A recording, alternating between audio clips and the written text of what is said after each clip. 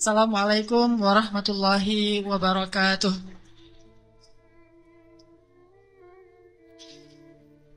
Alhamdulillah, segala puji dan syukur kepada Allah Subhanahu wa taala.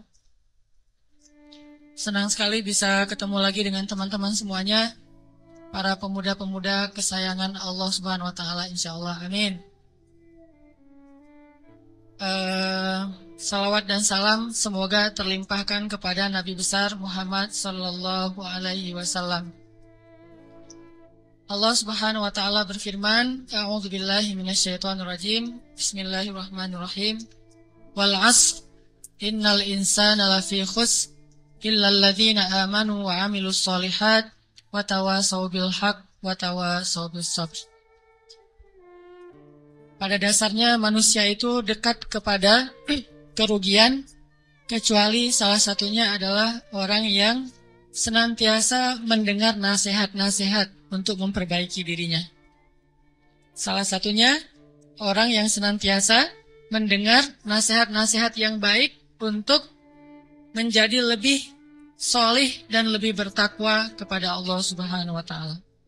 Dan halaqah ilmu yang kita lakukan setiap pekan ini salah satu bentuk di antara nasihat-nasihat yang baik yang kita berbagi melalui majelis ilmu.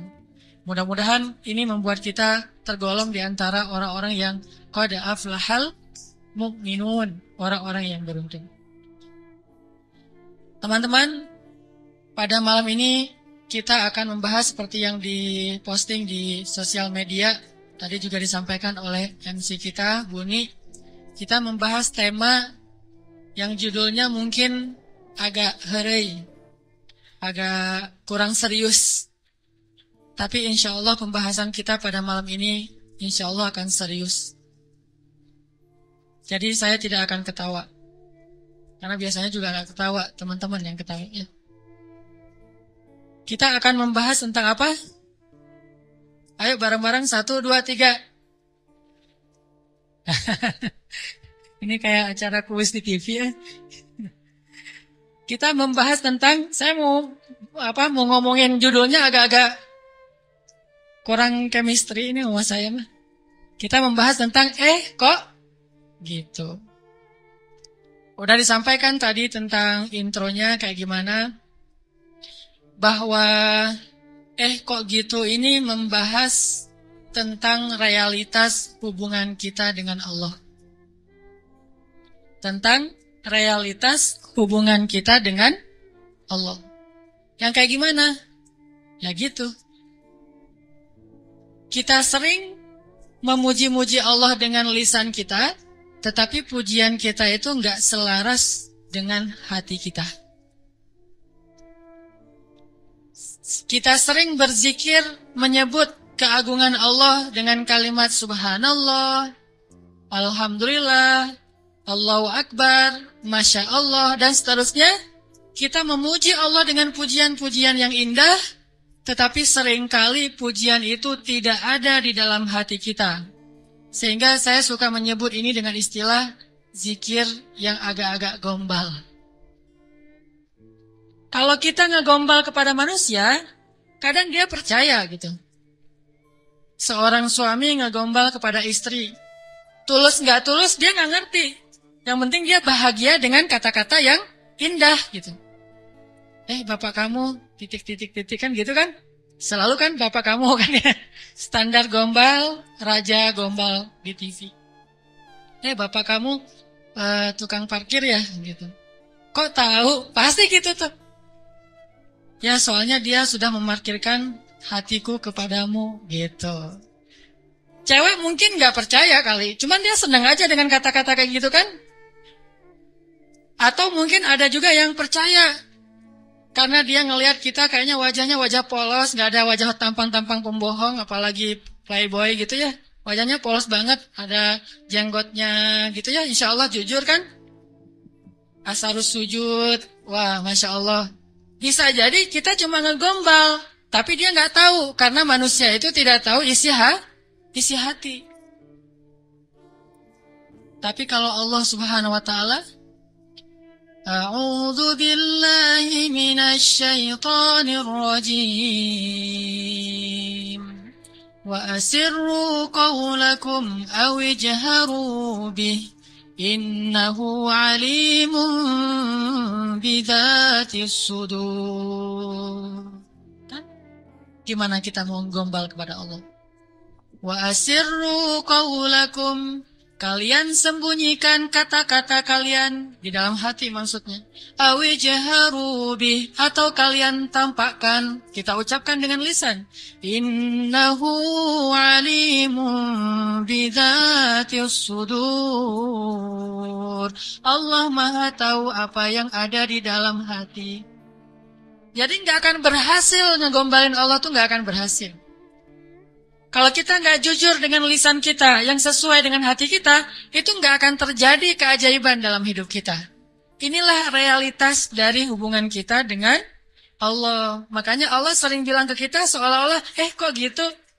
Barusan kamu bilang hasbiyallah, cukup bagi saya Allah. Tapi kok nggak cukup kalimat Allah itu menggetarkan hati? Padahal kalau orang bilang hasbiyallah, cukup bagi saya Allah, pas disebut nama Allah, udah selesai masalah dia gitu. Contoh, ada musibah. Terus temannya bilang, tenang, ntar Allah ganti dengan yang lebih baik. Kan? Disebutkan nama Allah, tenang, ntar Allah ganti dengan yang lebih baik. Oh, ini ada doa nih. Wakhluf li khairam minha, ya Allah beri saya ganti yang lebih baik. Apakah kata-kata ini cukup buat kita sehingga kita tenang? Sehingga kita tidak lagi terus-terusan dalam keputusasaan terhadap musibah-musibah yang kita hadapi. Kalau enggak, berarti kita gombal mengatakan hasbi Allah. Katanya hasbi Allah, kok enggak cukup sih Allah buat kita? Padahal Allah berfirman di dalam Al-Quran, innamal mu'minun,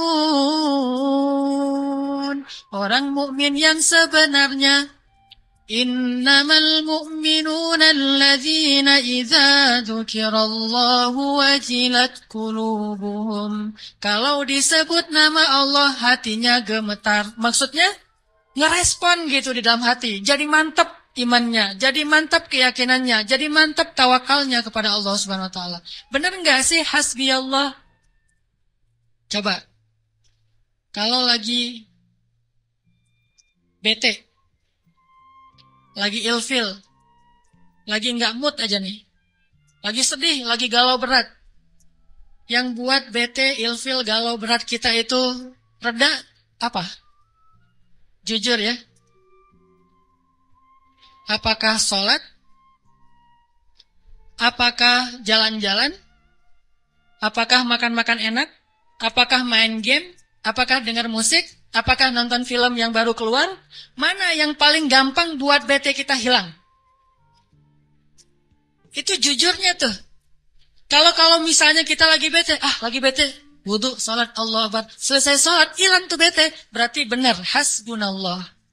Hasbi Allah. Tapi kenyataannya termasuk saya nih, gak gitu-gitu amat. Begitu ada masalah, sholat. Begitu selesai sholat, ini nonton di mana ya? Sama aja kan? Sholat sih, cuman habis sholat ternyata belum cukup. Belum hilang juga nih, saya udah sholat, saya udah zikir, saya udah doa, saya udah tilawah Al-Quran. Saya malah udah tahajud, udah puasa. Tapi belum hilang juga, masih ilfil banget nih. Mau cari makan enak mau makan yang pedas-pedas gitu. Atau mau cari kopi. Berarti belum hasbun, belum cukup. Masih butuh tambahan. Memang berpengaruh, tapi belum cukup. Salat ya menenangkan, cuma belum bisa menyelesaikan masalah. Berarti kita masih gombal dalam zikir kita. Makanya Allah bilang, kok gitu? Katanya saya cukup buat kamu. Kok kamu masih mencari solusi yang lain setelah saya? Kok kamu masih menyekutukan saya dalam mencari jalan keluar terhadap masalah-masalah kamu? Berarti kamu tuh nggak benar ngomongin hasbi Allah. Orang yang benar-benar mengatakan hasbi Allah tuh kayak Ibrahim tuh. Ketika dia masuk ke dalam api, dilemparkan ke dalam bara api, tiba-tiba Jibril datang kepada Ibrahim mengatakan, ya Ibrahim, alaka hajah? Apakah kamu punya sesuatu yang kamu butuhkan? Sal, tu'ta, minta kepada saya nanti saya akan kabulkan. Kata Jibril. Apa kata Ibrahim? Amma ilaik salam. Kepada kamu, enggak. Saya tidak butuh siapapun. Hasbi Allah wa ni'mal wakil. baru Allah padamkan tuh api, keajaiban. Kenapa kita mengucapkan banyak kalimat zikir tapi tidak terjadi keajaiban-keajaiban dalam hidup kita? Mungkin kalimat kita itu belum jujur, belum sesuai dengan hati kita dan realitas kehidupan kita. Makanya zikir kita itu belum powerful. Harusnya zikir yang powerful itu begitu kita bilang hasbi Allah, api padam. Jadi kalau ada kebakaran, hasbi Allah, nggak butuh telepon pemadam kebakaran, selesai sudah. Kenapa kita telepon pemadam kebakaran? Karena kita belum hasbi Allah secara jujur. Ini benar nih, walaupun agak-agak, contohnya agak-agak lebay mungkin ya, tapi benar loh. Kenapa? Kita ketika nggak usah api yang membakar rumah lah, nggak usah kebakaran. Hal sepele aja. Masalah perasaan, masalah lapar. Bukankah Nabi mengatakan nanti makanan orang di akhir zaman adalah kalimat la ilaha illallah? Ini makanan orang di akhir zaman. Ketika muncul Dajjal, makanan kaum muslimin itu adalah la ilaha illallah. Begitu bilang la ilaha illallah, kenyang. Itulah orang yang selamat di masa Dajjal. Kira-kira kalau sekarang Dajjal keluar, kita selamat nggak? Cari taunya gimana? Kalau teman-teman lapar, coba bilang la ilaha illallah. Lapar masih lapar atau udah kenyang? Pasti masih lapar ya. Karena kita nggak menganggap Allah segalanya, hasbi Allah. Tapi nanti di akhir zaman, ketika Dajjal muncul, Nabi mengatakan makanan mereka pada saat itu adalah zikir subhanallah, alhamdulillah, Allahu akbar, la ilaha illallah. Itulah makanan mereka. Begitu mereka bilang subhanallah, la haula wala quwata illa billah, langsung kenyang. Anaknya bilang, "Pa, lapar." Bilang la haula wala quwata illa billah. La haula wala quwata illa billah gimana? Udah kenyang. Ya itu. Itu benar-benar umat akhir zaman banget tuh. Kalau kita kayaknya bukan umat akhir zaman. Umat zaman edan. Kita ucapin la ilaha illallah masih lapar, sholat masih galau, udah zikir sekian ribu masih sedih, masih sakit hati. Kenapa? Karena kalimat kita itu belum jujur. Kok gitu kalimat kamu, kata Allah kepada kita. Karena Allah tahu isi hati kita. Wa asirru qawlakum aw jaharu bi innahu alimun bidzatis sudur. Seandainya kita jujur, Allah akan tunjukkan keajaiban yang luar biasa loh dalam hidup kita. Wa aufu bi'ahdi ufi bi'ahdikum wa iyaya farhabun. Kata Allah, jujur, tunaikan janjimu kepadaku, aku pasti akan tunaikan janjiku kepadamu. Dan kepadakulah kalian akan lari. Maksudnya, kepada Allah kita meminta pertolongan. Jadi kalau kita jujur sama Allah, Allah akan jujur sama kita. Kalau kita benar-benar mengatakan itu dengan yakin, Allah tidak akan mengecewakan kita sama sekali. Keajaiban itu akan terjadi dalam hidup kita. Sangat mudah urusan kita. Saya sendiri sering membuktikan ini, dan sering benar. Kalau ada yang keliru, itu karena saya masih belum baik imannya. Misalnya, contoh sederhana mau ceramah. Ceramah yang menurut saya paling beban adalah di sini. Di depan teman-teman semuanya. Kenapa? Karena saya selalu berharap ceramah sederhana saya itu benar-benar bisa menjadi suatu kebaikan yang bisa dibawa pulang oleh teman-teman sekalian. Pengen banget tidak mengecewakan. Jadi saya bukan perform untuk menghibur, tapi perform untuk memberi sesuatu yang kita cari bersama kan. Kita cari ilmu, kita cari iman, kita pengen datang ke majelis taklim itu pengen tajdidul iman, memperbaharui iman. Maksudnya pulang dari sini tambah yakin pengennya kan gitu ya. Pulang dari sini tambah semangat beramal soleh. Pulang dari sini semakin yakin untuk bergantung kepada Allah. Itu membuat saya terbeban. Ya Allah, jangan sampai penampilan saya buat mereka kecewa. Bukan karena pengen dielu-elukan ustadznya keren atau apa. Enggak. Biar mereka tidak sia-sia waktunya datang ke sini. Terus gimana caranya? Saya akan berzikir. Salah satu zikir yang selalu saya baca. Rabbi syrah li sadri. Wa yassir li amri. Wahlul 'uqdatam min lisani. Dan wahlul 'uqdatam min lisani saya ulang berkali-kali. Kenapa? Saya khawatir saya tidak menyampaikan sesuatu dengan jelas dan baik sehingga teman-teman tidak memahami. Wa yassir li amri wahlul 'uqdatam min lisani yafqahuna qawli. Dan ternyata setelah membaca ayat atau zikir ini, Allah seperti memudahkan. Muncul terus saja materinya itu yang dulu udah lama dibaca, muncul lagi. Dan itu nggak dikonsep. Teman-teman bisa nanya kepada orang-orang dekat saya, teman atau istri saya jarang konsep materi ini, malam ini mau bahas ini, terus nyusun dulu, apalagi buat slide. Itu bukan saya banget lah. Modalnya tuh benar-benar saya mengonsep materi, mencari bahan, itu ketika saya di Mesir dulu. Itu masa-masa mencari bahan. Sekarang bukan masa mencari bahan, masa memahami realitas untuk menawarkan bahan ini loh. Dulu di Mesir nyari bahan, baca, dengerin terus saja selama 6 tahun. Sekarang diingat-ingat, yang mana ya? Yang ini. Oh ya, sampein. Artinya doa Rabbi syrah li sadri itu benar-benar memudahkan urusan. Termasuk kalau misalnya kita lagi ada masalah sama seseorang. Kita doa, ya Rabbi, mudahkan urusan saya. Mudah enggak? Kalau kurang mudah, berarti kita belum benar-benar jujur dalam kalimat kita kepada Allah. Jujur gimana? Kita yakin enggak sih Allah yang memudahkan urusan kita? Kalau kita yakin banget, Allah akan tunjukkan keajaiban yang luar biasa. Seperti cerita kemarin tuh. 2 orang yang saling berhutang kan? Yang satu memberi hutang dan bertanya, siapa saksinya? Kata yang berhutang, Allah saksinya, boleh enggak? Kata yang memberi hutang, oh boleh, Allah itu sebaik-baik saksi, dan itu jujur, yakin gitu. Coba kalau kita lakukan itu sekarang, mungkin kita akan dikhianatin, akan dirugiin sama banyak orang. Kenapa? Karena nggak yakin banget kepada Allah SWT. Masih ada setitik ragu. Ntar kalau dia bohong gimana? Bukankah ada Allah? Ntar kalau dia lupa gimana? Bukankah ada Allah? Ntar kalau dia berubah pikiran gimana? Bukankah ada Allah? Ntar kalau dia hilang tiba-tiba nggak membayar hutang gimana? Bukankah ada Allah? Bukankah ada Allah? Ini jarang kita ucapkan. Kita masih ragu walaupun kita mengatakan hasbiyallah, hasbunallah. Makanya jarang ngelihat keajaiban. Padahal kalimat itu kalimat-kalimat yang mukjizat, powerful. Sebagian mungkin pernah dengar cerita Imam Hasan Al-Basri. Tahu Imam Hasan Al-Basri? Salah satu ulama generasi tabi'in, generasi kedua.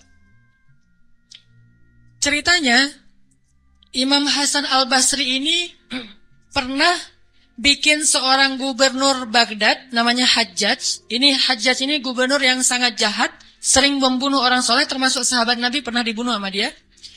Imam Hasan Al-Basri pernah bikin gubernur Hajjaj itu tersinggung. Kapan?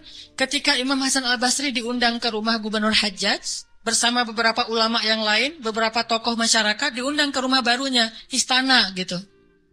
Jadi Raja Hajjaj ini suka bikin istana terus pamer. Ngundang nih. Diundang orang-orang penting, minta semacam testimoni gitu, minta komentar. Jadi kalau bahasa kita mah ngeposting di sosial media, terus nunggu gimana menurut kalian. Jadi yang komennya tuh macam-macam ditungguin sama dia. Nanya ke setiap orang yang tamu yang diundang, gimana menurut kamu istana saya? Rata-rata mengatakan ini bagus, istana pertama yang saya lihat yang paling indah segala macam. Bahasa-bahasa memuji lah. Dan gak jujur.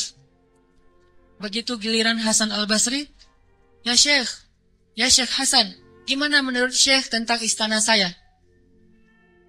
Syekh Hasan mengatakan, saya sama sekali tidak tertarik dengan semua ini. Sesungguhnya apa yang ada di sisi Allah lebih baik daripada apa yang ada di sisi Anda. Ini ucapan Hasan Al-Basri. Karena lagi ada acara makan siang kayak gitu, banyak orang, Hajjaj menahan emosi. Dia tersinggung banget, marah sebetulnya. Akhirnya udah selesai obrol-obrolan, makan, pulang. Saat pulang, Raja Hajjaj mengutus 2 orang prajurit untuk menangkap Hasan Al-Basri di tengah jalan. Suruh bawa balik lagi ke istana. Mau dia apa? Mau dipancung. Karena dia suka mancung, orang soleh. Tangkap tuh Hasan Al-Basri. Di tengah jalan, didatangi pengawal raja, kemudian dibawa lagi ke istana, mau dipancung. Begitu Hasan Al-Basri berhadapan dengan Hajjaj, Hasan Al-Basri kemudian berdoa di dalam hatinya.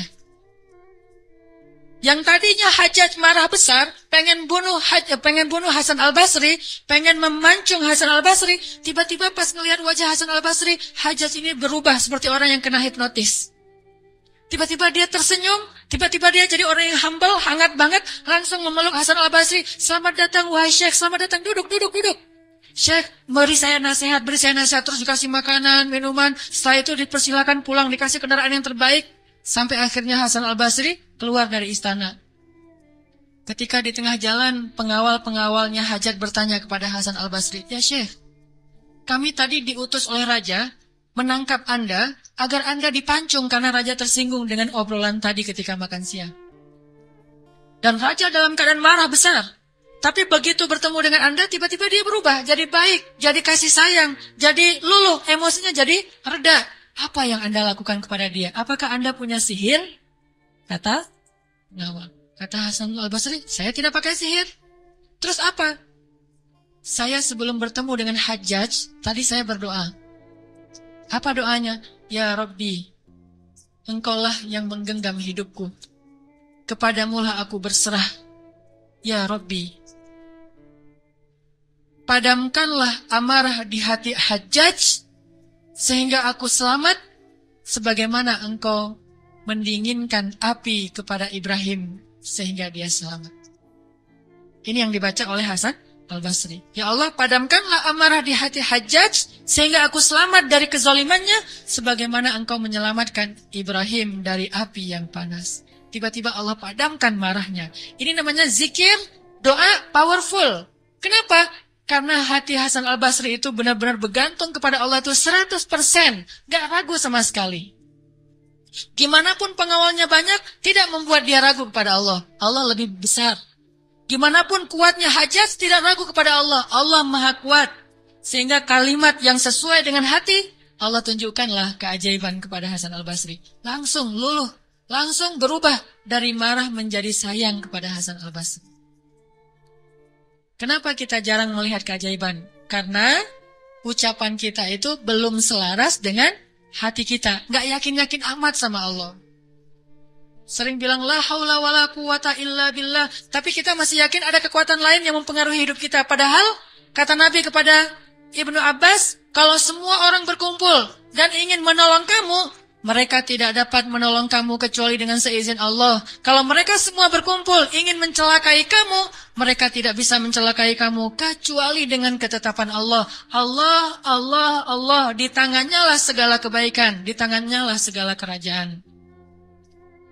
Tabarakalladzi biyadihil mulk wa huwa ala kulli syai'in qadir. Percaya enggak kita dengan ayat itu? Jawab dengan hati kita masing-masing.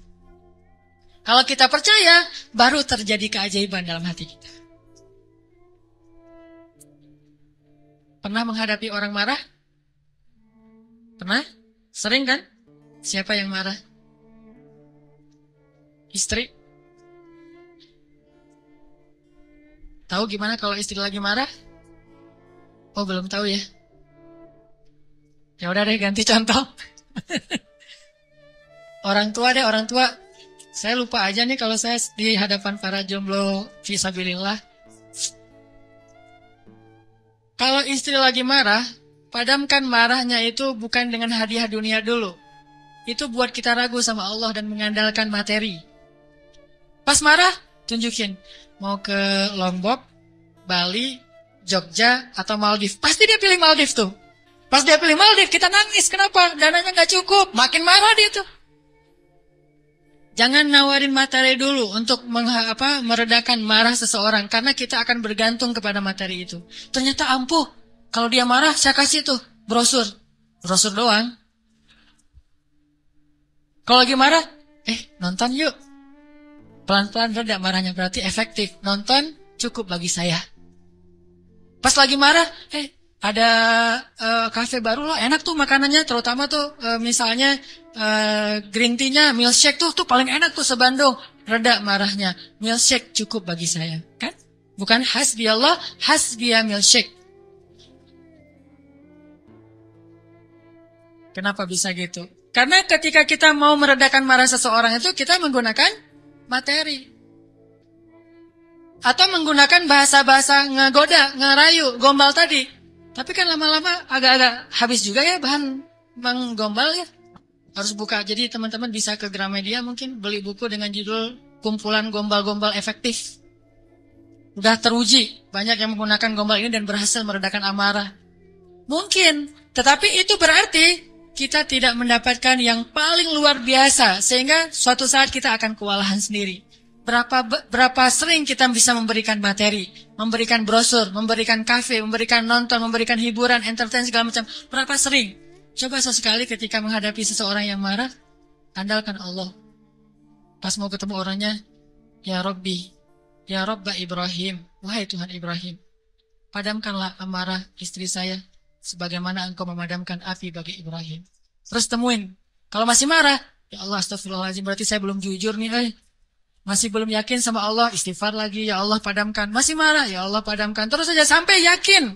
Kalau kita yakin, itu berubah loh, benar-benar berubah. Kalau nggak bisa langsung, bertahap, tergantung iman. Ada orang yang imannya baru redam amarah seseorang itu 1 jam. Berarti imannya iman 1 jam.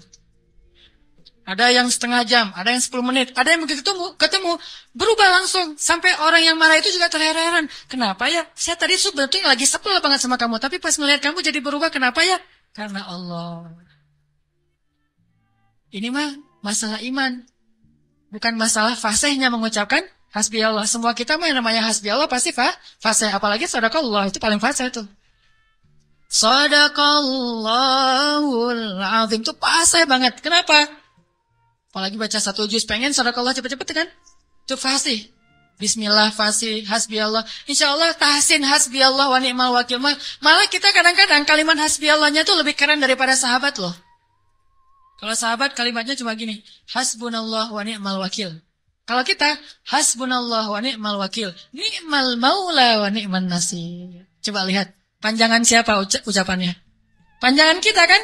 Sahabatnya cuma sedikit. Ibrahim lebih sedikit lagi. Hasbi Allah, segitu doang.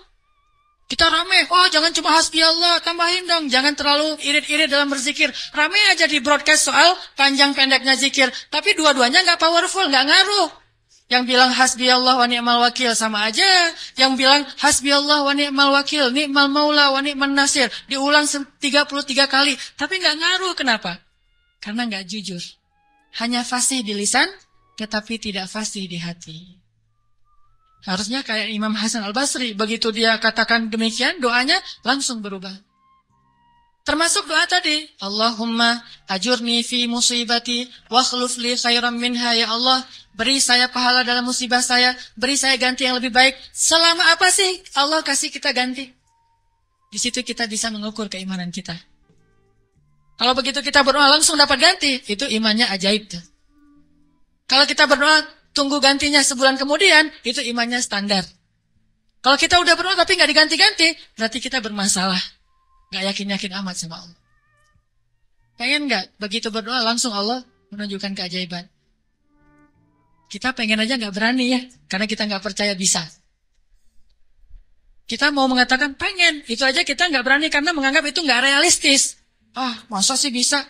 Bisa kalau kita yakin kepada Allah. Kalau kita nggak yakin, kalau kita bilang nggak bisa, kalau kita ragu bahwa Allah bisa menunjukkan ajaib kepada kita dalam hitungan detik, terus kemana kalimat kun fayakun?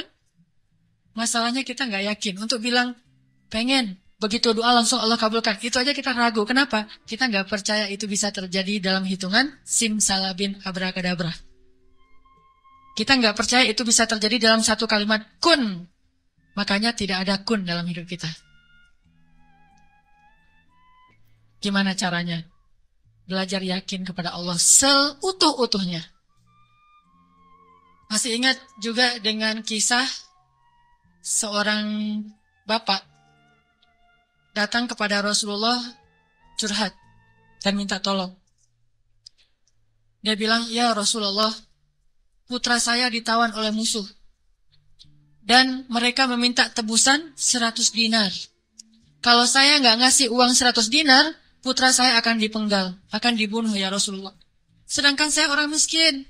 Jangankan 100 dinar, 100 dinar itu mungkin sekarang sekitar 250 juta. Mahal. Saya nggak punya uang sebesar itu ya Rasulullah. Untuk makan aja susah. Terus gimana ini ya Rasul? Waktu itu Rasulullah juga nggak punya apa-apa untuk diberi. Sahabat-sahabat banyak yang keluar negeri untuk berdakwah. Sehingga orang-orang kaya kayak Utsman, Abdurrahman lagi nggak ada. Terus nolongnya gimana nih? Nabi kasih satu zikir. Kata Nabi, Pak, banyak-banyak mengatakan la haula wala quwata illa billah. Bapak percaya? Oh percaya ya Rasulullah. Pulang dia tuh. Coba kalau kita digituin, ya insya Allah ya Rasul. Tapi duitnya gimana Rasul? Tetap aja kan? Udah minta zikir, minta duit. Yang konkret dong Rasul kalau kasih zikir, kalau kasih solusi. Zikir itu solusi paling konkret. Justru yang lain itu nggak konkret. Yang lain itu Allah tunjukkan kepada kita karena Allah sayang kepada kita. Allah tahu iman kita lemah. Kalau seandainya Allah mau memberikan kepada kita keajaiban menurut iman, mungkin kita nggak dapat apa-apa dalam hidup. Akhirnya Allah berilah kita pertolongan, jalan keluar. Cuman butuh waktu, karena iman kita juga butuh waktu. Kita taubat aja butuh waktu. Ya. Untuk hijrah aja butuh waktu. Untuk taubat butuh waktu. Mau sholat aja minta tambahan waktu. Udah azan, jangan sekarang deh, ntar lagi. Gimana kita mau dapat pertolongan Allah yang sekarang? Fair gak sih kalau Allah mengatakan, oh bentar lagi ya hambaku, orang kamu juga barusan sholatnya juga bentar lagi. Allah kasih tuh. Begitu Nabi bilang, ucapkan banyak-banyak membaca la haula wala quwata illa billah. Dia yakin langsung mengatakan, oh ya insya Allah, yakin gitu. Akan terjadi keajaiban, bukan ya ada Utsman gak Rasul? Enggak. Abdurrahman bin Auf rumahnya di mana ya? Enggak nanya-nanya orang kaya, udah aja yakin. Pulang dia tuh. La haula wala quwata illa billah. La haula wala quwata illa billah. La haula. Artinya apa? Tidak ada daya dan upaya dari makhluk. Allah lah yang maha kuasa. Pulang ke rumah, istrinya nungguin. Pak, gimana? Udah ketemu Rasulullah. Dapat solusinya, dapat uang pinjaman dari siapa? Enggak. Terus gimana? Nabi ngasih kita solusi yang lebih baik daripada itu. Apa? Ucapkan la haula wala quwata illa billah. Istrinya nggak protes, langsung bilang, oh ya, langsung la haula wala quwata illa billah. Berdua tuh la haula wala quwata illa billah. Nggak ada, ya kirain duit 100 dinar. Nggak sama sekali, yakin. Begitu malam, sepanjang siang mereka la haula wala quwata illa billah, malam hari tiba-tiba putranya pulang. Nggak sendiri, bawa ternak, bawa kambing banyak tuh, domba dibawa. Ada ratusan ekor domba dia bawa pulang. Di luar ramai apa nih apa? Ada domba, siapa? Oh, putra kita, Masya Allah. Pelukan, kangen gitu ya. Kamu gimana bisa selamat? Kata putranya, wahai ayah, ada keajaiban. Tadi, tiba-tiba, ketika saya sedang diikat dan besok mau dipenggal, pengawal-pengawal saya itu tiba-tiba pada ngantuk, tertidur, dan tiba-tiba ikatan saya menjadi longgar, sehingga saya bisa melepaskan diri, dan bahkan ketika saya mau pergi, saya kepikiran, kenapa saya nggak bawa domba-domba aja sebagai ghanimah? Domba 100 ekor, kira-kira berisik nggak sih? 100 ekor domba berisik nggak? Berisik kan? Berisik banget kan? Tapi seberisik itu, orang yang ngawal dia tuh nggak bangun loh. Allah udah tutup telinga dan penglihatan mereka. Mereka nggak bangun sama sekali di bawah. Dan untuk ngumpulin domba 100 ekor, kira-kira butuh berapa jam? Itu bukan kerjaan yang gampang. Ngumpulin 100 ekor, digiring ke satu arah, udah gitu berisik lagi. Ada yang, domba yang lari ke sana, ditarik lagi. Namanya domba kan? Domba-domba yang tersesat gitu deh.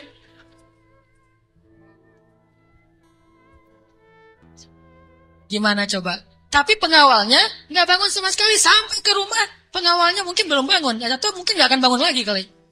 Ya, la haula wala quwata illa billah. Baru ayahnya sadar, Masya Allah, la haula wala quwata illa billah. Dan ini orang yang mengatakan ini nggak disebutkan namanya dalam riwayat. Kenapa? Saking nggak terkenalnya. Berarti orang biasa banget. Tapi orang biasa dengan keyakinan yang luar biasa, Allah akan tunjukkan keajaiban yang luar biasa. Jadi jangan bilang, itu mah Umar, itu mah Utsman, itu mah Abu Bakar. Ini nggak ada namanya malah. Cuma disebut ja'a rajulun, ada seorang laki-laki datang kepada Rasul. Gitu doang. Tapi Allah tunjukkan keajaiban yang luar biasa. Kenapa? Imannya. La haula wala quwata illa billah. Sehingga anaknya datang membawa domba, jadi kaya raya. Sama juga dengan cerita Fatimah bintu Rasulillah. Pasti tahu ceritanya. Karena Fatimah capek di rumah, gak ada pembantu, Ali sering berjihad, akhirnya dia ngurus anak sendiri, anaknya laki-laki lagi, namanya anak laki-laki, bukan bandel, emang dia aktif gitu. Akhirnya Fatimah ngerasa agak berat nih, kalau harus ngurus semuanya sendiri, gak punya pembantu. Datanglah ke rumah ayahnya, ayah, ya Rasulullah, ayah tahu keadaan rumah tangga saya bersama Ali. Ali orang yang sibuk bekerja, membela agama Allah, berdakwah, berjihad. Saya sendiri di rumah gak ada pembantu, boleh gak minta seorang pembantu dari rumah ayah? Kan banyak pembantu Rasulullah yang jadi relawan tuh. Kata Rasulullah, ya Fatimah, mereka itu bukan pembantuku, tetapi pembantu kaum muslimin. Jadi nggak mau dikasih kepada urusan keluarga. Maka pulanglah Fatimah. Oh iya, ayah nggak apa-apa, pulang nih bersama Ali, nggak dapat apa-apa. Nabi kan nggak enak hati, karena Nabi sayang banget dengan putrinya ini, putri kesayangan Nabi banget di antara putri-putrinya, Fatimah Az-Zahra. Akhirnya Nabi menyusul Fatimah ke rumahnya. Assalamualaikum, waalaikumsalam, dibukain pintu. Ya Fatimah, ya Ali, la tahzana, janganlah kalian bersedih. Mau aku kasih yang lebih baik daripada pembantu? Oh apa ayah? Kirain robot-robotan atau apa gitu ya. Pembantu yang dalam bentuk robot kan tinggal beli baterai aja tiap bulan atau dicas gitu. Apa ya ayah yang lebih baik daripada pembantu? Kita tahu. Kata Rasulullah sebelum tidur, bacalah zikir ini, ayat ini, maka insya Allah itu lebih baik daripada pembantu. Mereka protes nggak? Nggak. Oh ya, sami'na wa ata'na. Diamalin tuh, nggak pernah tinggal. Dan selamanya mereka nggak punya pembantu, tapi nggak pernah mengeluh lagi. Allah berikan mereka jalan keluar. Jalan keluarnya adalah dikuatkan hati dan kesabarannya. Itu keajaiban. Kenapa kita udah berdoa tapi hati kita masih lemah? Karena kita tidak berdoa dengan hati, tapi kita berdoa dengan kok gitu? Gak sesuai antara lisan dengan kenyataan. Ada lagi nih kisah yang mungkin sebagian teman-teman pernah mendengar bagaimana Rasulullah SAW pada malam perang Badar. Melakukan apa Nabi malam perang Badar teh? Istighosah. Pernah dengar istilah istighosah? Mungkin sebagian orang menganggap istighosah ini bid'ah. Istighosah itu salah satu di antara hal yang paling luar biasa yang dilakukan Nabi dan disebutkan di dalam surat Al-Anfal, "Idz tastaghitsuna rabbakum." Ketika kalian beristighosah kepada Tuhan kalian. Apa itu istighosah? Berdoa dengan penuh keyakinan. Malam sebelum terjadi perang Badar, semua para sahabat itu tidur. Dan luar biasanya, tidurnya juga sampai mimpi lah gitu. Mimpinya apa? Mimpi basah. Ini serius. Jadi semua sahabat pada malam itu digoda oleh setan sehingga mereka mimpi basah. Dan ketika bangun dari tidur, mereka harus mandi junub. Tapi tidak ada air. Akhirnya Allah turunkan hujan. Pada mandi di bawah hujan semuanya sambil bertakbir. Pada malam itu cuma 2 orang yang gak tidur. Rasulullah dan Abu Bakar As-Siddiq. Ngapain? Doa kepada Allah. Salah satu yang terekam dalam sejarah di antara doa Nabi pada malam perang Badar apa? Ya Allah, seandainya besok kami semuanya terbunuh, maka saya khawatir tidak ada lagi orang yang menyebut namamu di muka bumi. Tolonglah hamba-hambamu ini ya Allah. Terus berdoa dan mengangkat tangannya tuh gak gini. Tapi mengangkat tangannya tuh gini. 2 tangan. Berdoa dengan mengangkat tangan setinggi-tinggi. Lebih gitu. Terus berdoa kayak gitu sampai syal Nabi jatuh, ditaruh lagi oleh Abu Bakar. Jatuh dan menangis sampai basah janggutnya Rasulullah SAW yang mulia. Kemudian Abu Bakar yang sedih mengatakan, ya Rasulullah, hasbuk. Cukup ya Rasulullah, Allah sudah mendengar doamu, cukup. Nabi nggak cukup, terus saja berdoa. Apa yang terjadi besok? Allah utus malaikat ribuan untuk menolong Rasulullah dan para sahabat. Dan kita lihat hasil perang Badar. Bukan karena dia Rasulullah, tetapi karena imannya adalah imannya seorang Rasulullah. Kalau kita punya iman minimal dekat atau mirip dengan imannya seorang Nabi, Allah akan tunjukkan mukjizat yang mirip dengan seorang Nabi, yang disebut dengan karomah. Itulah keajaiban. Jadi, bukan mustahil. Kalau kita tidak pernah melihat keajaiban, itu pasti karena kita masih belum selaras antara lisan dengan hati kita. Masih ingat kalimat Nabi ditodong dengan pedang, dihunuskan pedang, lagi istirahat di bawah pohon? Nabi lagi istirahat nih. Tiba-tiba datang orang Badui, orang kafir, menghunuskan pedang di leher Nabi. Dan itu benar-benar mau membunuh Nabi. Nabi seorang diri, sahabat jauh. Terus laki-laki itu mengatakan, ya Muhammad, sekarang kamu sendiri. Kalau saya akan membunuh kamu sekarang, siapa yang bisa menolong kamu? Rasulullah dengan tenang dan mantap mengatakan, Allah. Kalimat Allah itu membuat laki-laki tadi gemetar dan jatuh pedangnya. Coba, ini kalimat Allah kayak gimana? Coba kita ucapkan Allah, ada yang gemetar nggak? Allah. Apaan? Nggak dengar? Ya. Biasa aja. Jadi kalau ada musuh, misalnya kita lagi marahan nih di jalan, ada orang yang marah, pengen ngancem kita. Allahu Akbar. Dia langsung gemetar gitu, langsung tunduk, langsung gak bisa berdiri. Berarti ini Allahu Akbar kita ini udah benar-benar powerful. Tapi kenyataannya kan gak pernah kan. Kita bilang Allah terus orang gemetar gara-gara kata-kata kita. Rasul bisa kayak gitu loh. Jadi kalimatnya sama yang kita ucapkan dengan yang Rasulullah ucapkan, tetapi hatinya beda. Nabi mengatakan, Allah gemetar tangannya, jatuh pedangnya, diambil oleh Nabi. Dihunuskan ke leher orang itu. Nabi bertanya, sekarang kalau saya mau membunuh kamu, siapa yang menolong kamu? Kata dia, engkau wahai Muhammad. Cuma engkau yang bisa menolong saya dan menyelamatkan saya. Akhirnya Nabi membiarkan dia pulang, dan dia akhirnya pulang dalam keadaan selamat dan menyebarkan agama Islam kepada kaumnya. Jadi, sesi pertama ini kesimpulannya apa? Salah satu di antara sebab tidak banyak terjadi keajaiban dalam hidup kita, karena iman kita belum ajaib. Insya Allah nanti habis sholat isya, saya mau sharing kisah-kisah yang menurut saya lebih powerful untuk jadi pelajaran buat kita dalam berdoa, berzikir, dan memohon pertolongan Allah Subhanahu Wa Taala. Insya Allah. Oke, teman-teman sekalian, tadi kita sampai kepada beberapa kisah tentang gimana menyelaraskan antara lisan dengan hati kita sehingga bisa terjadi banyak keajaiban dalam hidup kita. Ini kisah-kisah yang tadi kita dengar adalah bukti gitu. Orang kalau selaras antara lisan dan hatinya pasti terjadi keajaiban. Kalau ketika kita berdoa, hati kita yakin seutuhnya kepada Allah, pasti Allah nggak akan ngecewain kita. Nggak mungkin. Allah itu nggak mungkin mengecewakan kita. Allah sendiri kok yang berjanji, wa idza sa'alaka ibadi anni fa inni qarib ujibu da'watad da'. Itu Allah yang bilang. Ujibu da'watad da'. Aku tuh dekat. Artinya berharaplah kepadaku gitu. Dan aku akan mengijabah setiap orang yang meminta kepadaku. Jadi Allah sendiri yang berjanji akan menunjukkan keajaiban, mengabulkan permintaan-permintaan yang baik dari hambanya, sehingga tidak perlu kita ragu Allah gak mungkin ngecewain kita. Begitu kita berdoa yang selaras di hati kita yakin kepada Allah, Allah akan tunjukkan. Itu rahasia paling gampang untuk hidup bahagia, untuk sukses, untuk dapetin apa yang baik-baik yang kita harapin. Contoh, kalau mau ngelamar seorang cewek, sebelum kita datang ke calon mertua, lobby dulu ke langit pemilik hati mertua. Jadi bukan dandan nomor 1, itu mah yang kesekian. Bukan misalnya bawa CV yang bagus, isi CV-nya teh. Kalau perlu tanggal lahirnya diedit, biar nggak terlalu ketuaan gitu ya. Cuma diedit 1 angka doang, angka terakhir yaitu tahun.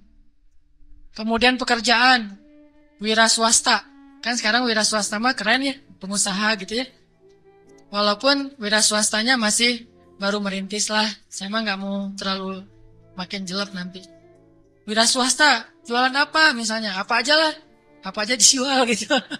Yang penting tidak menjual harga diri. Wah, semuanya diedit. Itu bukan yang paling penting. Yang paling penting adalah gimana ngelobi lah langit, pakai jalur langit. Minta kepada Allah yang menggenggam hati. Begitu di depan pintu pagar, la haula wala quwata illa billah. La haula, sampai 100 kali. Kenapa 100 kali? Sampai yakin banget, ya Allah lah yang menentukan hati seseorang hamba. Bisa dibolak-balik. Bisa jadi awalnya si calon mertua ini udah punya calon sendiri buat anak yang perempuannya. Mungkin lebih tajir, mungkin lebih keren, mungkin lebih berewokan, lebih nyuna gitu ya. Kita mah seadanya. Udah pakai wak doyok juga belum tumbuh-tumbuh. Ya gimana, udah begitu takdirnya kan, terimalah kenyataan. Akhirnya orang tua, calon mertua tadi yang udah punya rasa srek kepada yang lain, tiba-tiba berubah pas ngelihat kita. Wah, ini nih calon menantu saya nih. Kita baru mau ngomong, udah tenang aja. Kamu bukan hanya akan saya berikan anak saya, juga domba-domba gitu ya. Kan la haula wala quwata illa billah. Dikasih modal nikah, dikasih mahar, disiapin semuanya, dimudahin banget. Kenapa? La haula wala quwata illa billah. Itu lebih penting daripada mahar, lebih penting daripada bawa kendaraan apa, walaupun minjem, lebih penting dari apapun, lebih Allah dulu, pemilik segala hati hamba. Itu berlaku banget. Jadi kalau selama ini masih belum beruntung, berarti kuranglah haula wala quwata illa billah. Tips supaya mengakhiri masa jomblo, yakin sama Allah, banyak-banyaklah haula wala quwata illah, dan berani datang kepada calon. Kalau kata seorang pelawak, kalau kita jelek, jangan takut untuk mencintai seorang perempuan. Karena yang takut itu harusnya yang dicintai. Dan gitu ya. Kita mah gak usah takut. Yang dicintai, yang takut. Yang datang ke saya kok wajahnya gini. Tapi itu mah cak lontong. Jarine cak lontong. Oke. Sama juga kalau misalnya seorang istri pengen membujuk suaminya.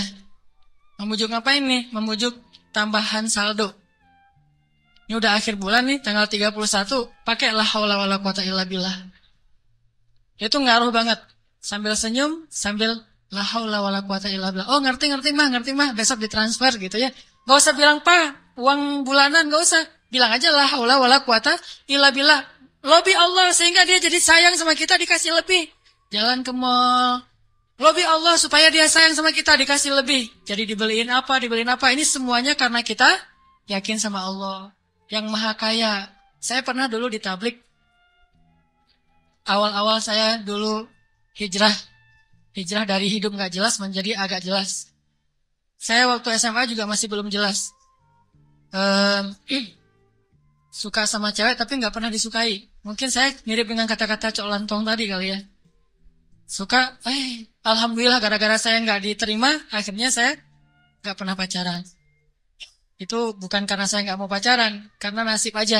Jadi akhirnya gak bisa pacaran.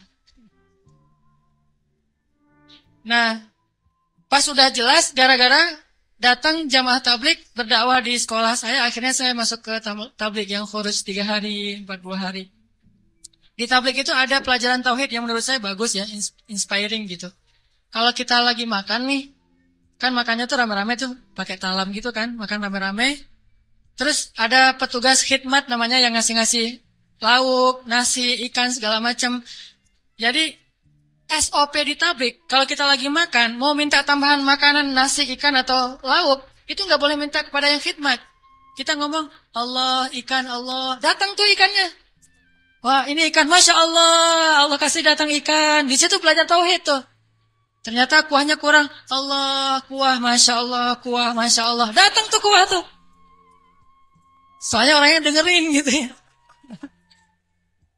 Tapi walaupun ini agak-agak menurut sebagian orang aneh, justru di situ kita belajar yakin sama Allah. Makanya saya sering cerita, awal-awal saya dapat hidayah ke tabligh itu, lagi mau main bola, keluar dari sholat asar di masjid, bukan keluar sholat asar, lagi main bola depan masjid. Masjid di Aceh itu kan luas-luas, selamanya bisa main bola. Ada orang main bola, ada sapi yang lagi ngerumput, karena saking luasnya halaman masjid. Udah gitu, lagi main bola dipanggil sama seorang jamaah tabligh dari Pakistan. Dia nyebutnya Maulana gitu. Orang tabligh kan kalau udah level ilmu tertentu disebut Maulana. Maulana ini manggil saya, come here gitu. Saya datang. Saya waktu itu masih anak muda gak jelas gitu. Duduk di sebelah dia. Dia tanya. Dia tunjuk-tunjuk ke langit gitu. Gak bisa bahasa Indonesia. Saya bilang, kenapa? Oh, langit. Saya bilang, langit Allah cipta, kata dia.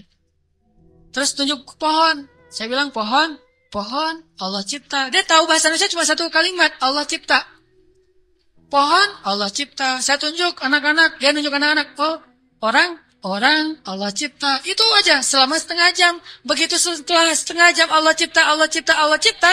Tiba-tiba saya ngerasa kayak ada yang masuk ke dalam hati saya tuh sejuk banget. Saya langsung pergi wudhu, saya sholat kayak orang dihipnotis gitu. Sholat asar sendiri, dan selesai sholat asar sendiri, dia temukan dengan tabligh yang ada di situ, orang lokal, masuklah saya ke tabligh, khuruj 3 hari. Pulang ke rumah, saya dianggap orang aneh oleh orang tua saya. Wah, kamu gak boleh ke masjid lagi, kenapa? Kamu sekarang aneh. Aneh apa? Udah rajin ke masjid. Rajin ke masjid aneh dulu teh. Orang tua kan takut ke jaring aliran apa mungkin yang mau jadi pengantin, bom bunuh diri atau apalah, takut. Terus saya mulai pakai jubah waktu itu, jubah putih, sorban putih. Begitu saya lewat depan tetangga ada anak kecil lagi main, dia bilang, "Mak, malaikat lewat," gitu. Aduh, saya malaikat gitu. Luar biasa. Ini artinya belajar yakin. Kalau di beberapa dakwah itu benar-benar bab la ilaha illallah ini benar-benar kurikulum paling penting. Dan ini yang harus kita pelajari. Kalau kita ngandelin Allah banget dalam segala urusan, la yudayya'anallah. Itu intinya. Allah nggak akan ngecewain kita. Manusia bisa banget ngecewain kita. Bukan karena dia jahat. Kadang dia ngecewain kita karena emang dia nggak mampu untuk memuaskan dan membahagiakan kita. Bukan karena dia pengkhianat. Seorang istri, seorang suami kadang mengecewakan kita bukan karena dia nggak sayang sama kita, tapi dia nggak mampu memenuhi semua kebutuhan kita. Dia terbatas. Dan justru juga banyak orang yang sengaja ngecewain kita karena dia jahat. Tapi ada juga orang baik ngecewain karena dia nggak mampu. Tapi Allah maha baik dan maha mampu. Bukan cuma maha baik. Kalau baik doang nggak mampu, apa bisa kita lakuin kan? Tapi kalau baik dan mampu, nggak ada batas. La haula wala quwata illa billah. Keajaiban-keajaiban yang luar biasa terjadi dalam hidup kita kalau kita mengandalkan Allah. Selaras antara lisan dengan hati kita. Saya pengen nanya ke teman-teman. Teman-teman pernah lupa? Sering ya? Lupa apa misalnya? Lupa diri. Kadang kita perlu lupa. Ngelupain mantan. Baper ya. Karena lupa ini adalah solusi. Melupakan mantan itu benar-benar solusi yang paling konkret. Karena kalau nggak bisa lupa, kita nggak bisa move on. Dan kalau nggak bisa move on, kita nggak bisa ketawa. Kalau nggak bisa ketawa, kita nggak bahagia. Pernah lupa kan? Lupa pelajaran, lupa ayat Al-Quran. Kayaknya kalau lupa ayat Al-Quran sering nih, terutama di juz-juz di tengah. Soalnya belum hafal. Jadi pasti lupa. Kalau teman-teman lupa, apa yang teman-teman lakukan? Hah? Kalau lupa gimana? Diingat-ingat. Diingat-ingat. Berapa lama butuh waktu untuk sampai ingat lagi? Kadang cepat, kadang lama ya. Ada tips dari ulama Al-Azhar. Setiap kita ujian di kampus di Al-Azhar itu selalu ulama tuh syekh, doktor, profesor masuk ke ruang-ruang kelas kita bilang gini, "Ya abnai, wahai anak-anakku." Ini indahnya ujian di Mesir itu gitu. Bukan cuma ujian tulis, tapi dapat nasihat lagi mau ujian. Nasihatnya jangan nyontek ya, bukan. Nasihatnya apa? Ya abnai, panggilannya lembut, wahai anak-anakku. Kalau nanti kalian mau kerjakan soal, jangan lupa bismillah. Kalau kalian lupa, jangan lupa. Kalau kalian lupa, ucapkanlah istighfar dan salawat. Allah akan mengembalikan ingatan kalian. Karena tidaklah seseorang itu lupa kecuali karena dosa-dosa. Maka istighfarlah. Itu nasihat yang setiap tahun saya dengar kalau mau ujian. Jadi ngena banget gitu. Akhirnya saya praktekkan tuh. Wah, ini benar nih tips yang luar biasa. Lupa nih mau nulis, ini jawabannya apa ya? Ini di bukunya halaman berapa atau yang kata-kata siapa gitu? Astagfirullahaladzim, Allahumma sholli ala sayyidina Muhammad. Ingat. Kadang-kadang juga nggak ingat sama sekali, udah berkali-kali sholawat. Soalnya bukunya belum saya baca. Wah, ini nggak ingat-ingat ini. Kan ada masa-masa iman naik dan turunnya. Kalau lagi turun, buku nggak dibaca. Pede banget, baca judul-judul doang gitu. Baca daftar isi. Jadi cara belajar cepat tuh baca daftar isi. Nanti kurang lebih kayak gitulah, di karang-karang aja gitu. Akhirnya nilainya harus di remedial, diulang. Padahal udah selawatan masih remedial. Kenapa nggak belajar? Kalau kita lupa, coba deh uji iman kita dengan istighfar dan salawat. Kalau belum ingat juga, berarti iman kita masih lemah. Lupa nama si fulan, siapa ya? Lupa namanya. Astagfirullahaladzim, Allahumma sholli ala sayyidina Muhammad. Langsung ingat. Itu berarti insya Allah udah bisa ngandelin zikrullah dalam hidupnya. Kalau belum bisa, berarti banyak-banyak istighfar. Andalkanlah Allah, la yudayyi'akallah, maka Allah tidak akan mengecewakan kita. Mau? Teman-teman pengen kalau misalnya ngelamar seorang cewek langsung diterima tanpa syarat? Mau? Serius? Gimana caranya biar terjadi keajaiban dalam hidup kita? Pengen ini, alhamdulillah dapat. Segala kebaikan yang kita pengenin dapat gitu. Pengen punya anak, Allah kasih anak. Ya Rabbi, wahana al-'azmu minni, washta'ala ar-ra'su shayba, walam akun bidu'aika Rabbi syaqiyya.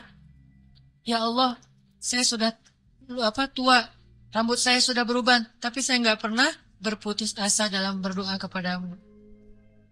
فهب لي من لدنك وليا يرثني ويرث من آل يعقوب واجعله رب رضيا. Langsung Allah bilang, Ya Zakaria, inna nubashiruka bi ghulam ismuhu Yahya lam naj'al lahu min qablu samiyya.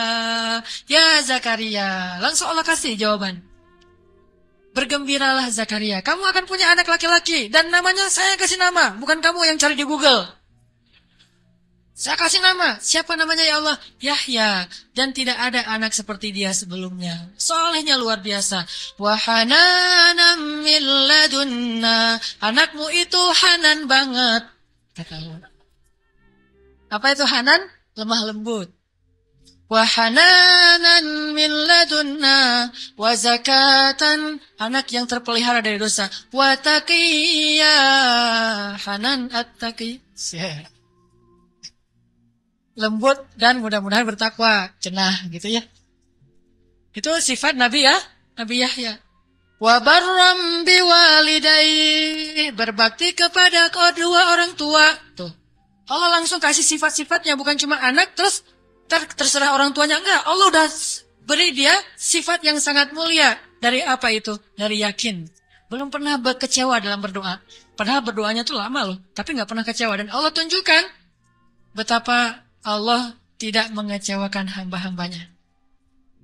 Wa barran biwalidayhi wa lam yakun jabbaran 'asiyya. Dia anak yang berbakti, tidak pernah berlaku kasar dan tidak pernah berbuat dosa. Bayangin, anak enggak pernah berbuat dosa sampai akhir hayatnya. Yahya alaihissalam.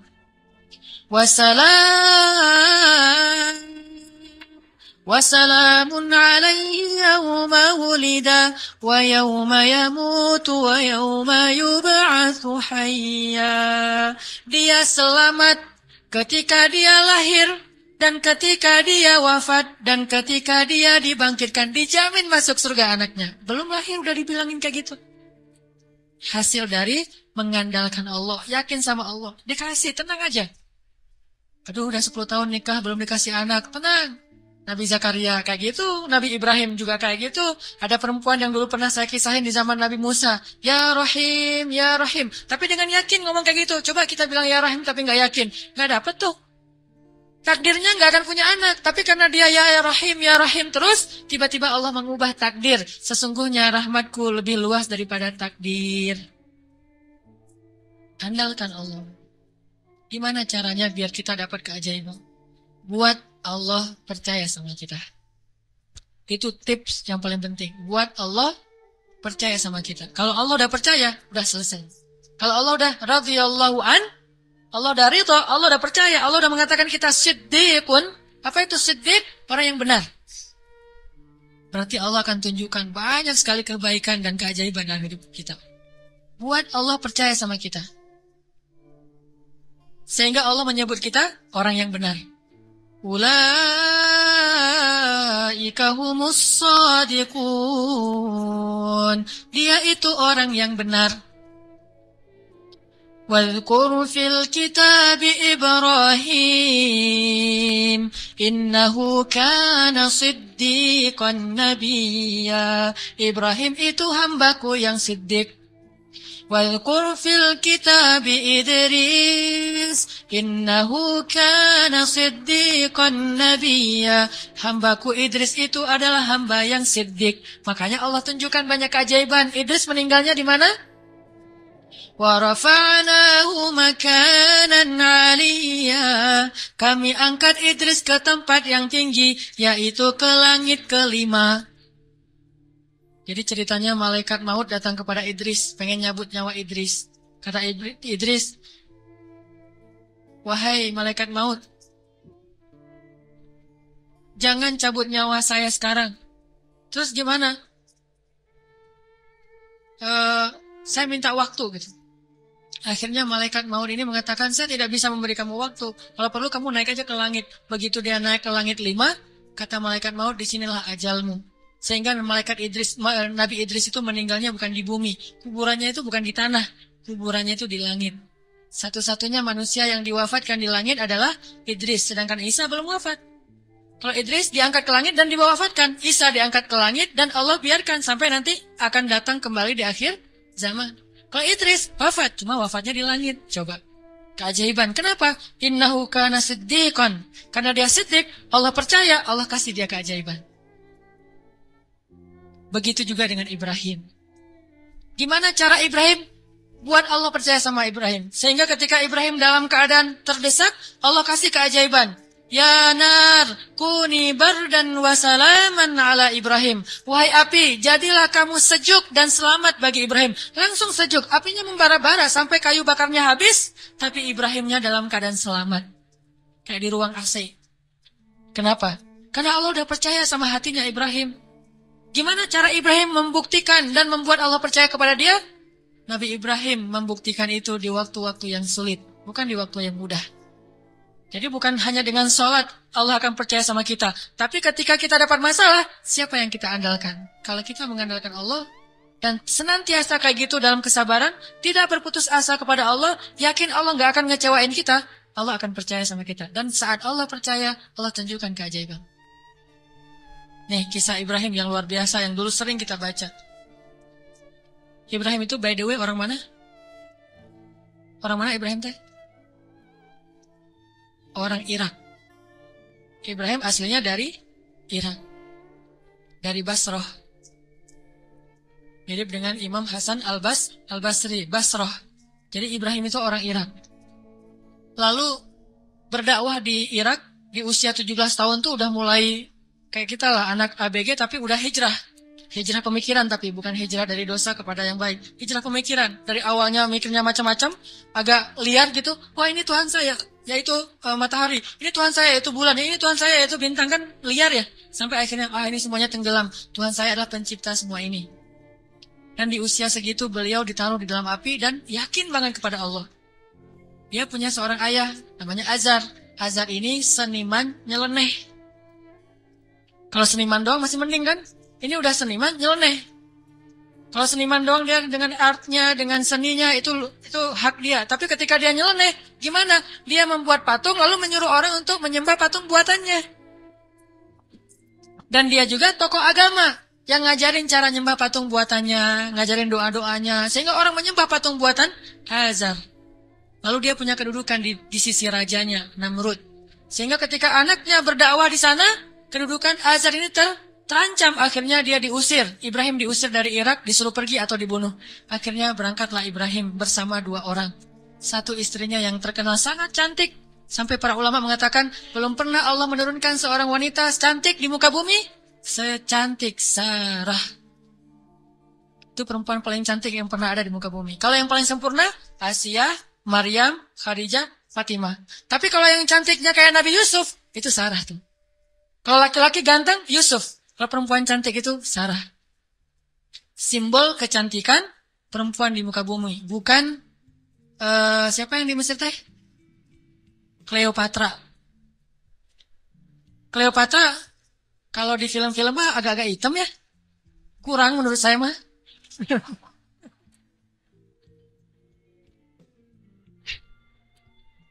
Kalau Sarah itu benar-benar cantik tuh. Simbol kecantikan wanita di muka bumi. Nanti kalau punya anak jangan lupa kasih nama Sarah. Sarah. Nah, ditemani oleh Sarah, istri tercantik. Dan seorang murid yang kelak juga jadi nabi, namanya Lut alaihissalam. Lut masih muda, masih ABG, baru belajar kepada Ibrahim. Jalan nih bertiga. Dari Irak menuju ke Palestina. Di tengah jalan, lewat Mesir, Raja Mesir jatuh cinta kepada Sarah. Namanya juga cewek cantik. Untung gak ada adegan ngiris tangan kayak Yusuf ya. Ngelihat Sarah, wah gitu. Enggak. Karena dia bukan nabi. Tapi cantik banget. Sampai raja aja yang di Mesir banyak cewek cantik. Tapi masih jatuh cinta kepada Sarah. Saking cantiknya Sarah. Begitu tahu Sarah adalah istrinya Ibrahim. Akhirnya raja jadi segan. Nggak berani. Soalnya Ibrahim terkenal dengan kebijaksanaannya, kearifannya, ilmu yang luas. Sehingga lama-lama malah rajanya merasa takjub kepada Ibrahim. Karena tahu ilmu Ibrahim yang sangat banyak. Ini menurut sebagian riwayat. Ini riwayat yang terakhir saya baca. Ternyata yang paling kuat. Akhirnya raja ini menitipkan salah satu putrinya kepada Ibrahim yang kita kenal dengan nama Hajar. Ternyata Hajar itu menurut sebagian ulama, ini penelitian terakhir, bukan budak Mesir. Hajar itu putri raja. Raja ini punya puluhan anak dari banyak istri karena mereka tidak ada syariat, tidak ada 1, 2, 3, masna wa thulatsa wa ruba.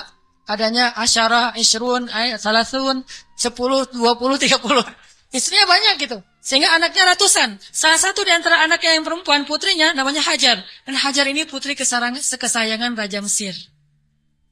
Dititipin kepada Ibrahim untuk jadi apa? Nyantri di rumah Ibrahim, belajar kebijaksanaan dari Ibrahim. Dititipin nih. Hajar juga cantik. Tapi tetap Sarah paling cantik. Berangkat ke Palestina. Bertiga sekarang. Berempat. Ibrahim, Hajar, Sarah, Hajar, dan Lut. Sampai di Palestina sekian tahun, Ibrahim gak dikaruniai anak dari Sarah. Akhirnya Sarah karena merasa tidak tega kepada suaminya, dan suaminya sangat menginginkan anak laki-laki untuk meneruskan dakwahnya, Sarah nawarin kepada Ibrahim, Kang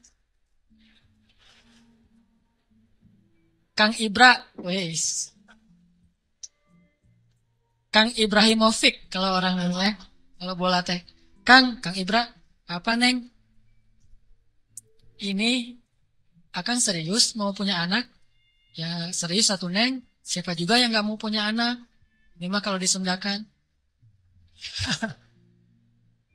Gimana kalau akang nikah lagi? Tuh neng jangan canda tuh neng. Gitu. Malu-malu gitu ya. Ini senangnya dicerita yang gini-gini nih. Padahal saya bukan mau ngomongin ini ya tentang la haula wala quwata illa billah. Cuman agak-agak banyak gimmicknya. Jangan bercanda, udah gak usah ngomong yang gitu-gitu. Gak lucu. Ini emang gak lucu kan? Serius. Sambil menitikkan air mata. Gak. Terus maksudnya gimana? Gimana kalau dengan Hajar? Hajar udah belajar lama dengan Ibrahim. Dan udah ketahuan oleh Sarah, Hajar ini perempuan yang soleha, yang baik, yang bijaksana. Cocok insya Allah untuk Ibrahim. Dan dia lebih muda jauh. Akhirnya Nabi Ibrahim meminta petunjuk dari Allah. Kalau di kita mah sholat galau teh istikharah. Sholat galau dulu. Kalau dulu Nabi Ibrahim minta petunjuk Allah, akhirnya Allah menyetujui. Ya udah, Sarah udah dapat petunjuk dari Allah. Gimana jawaban Allah? Ya aku sih terserah kamu.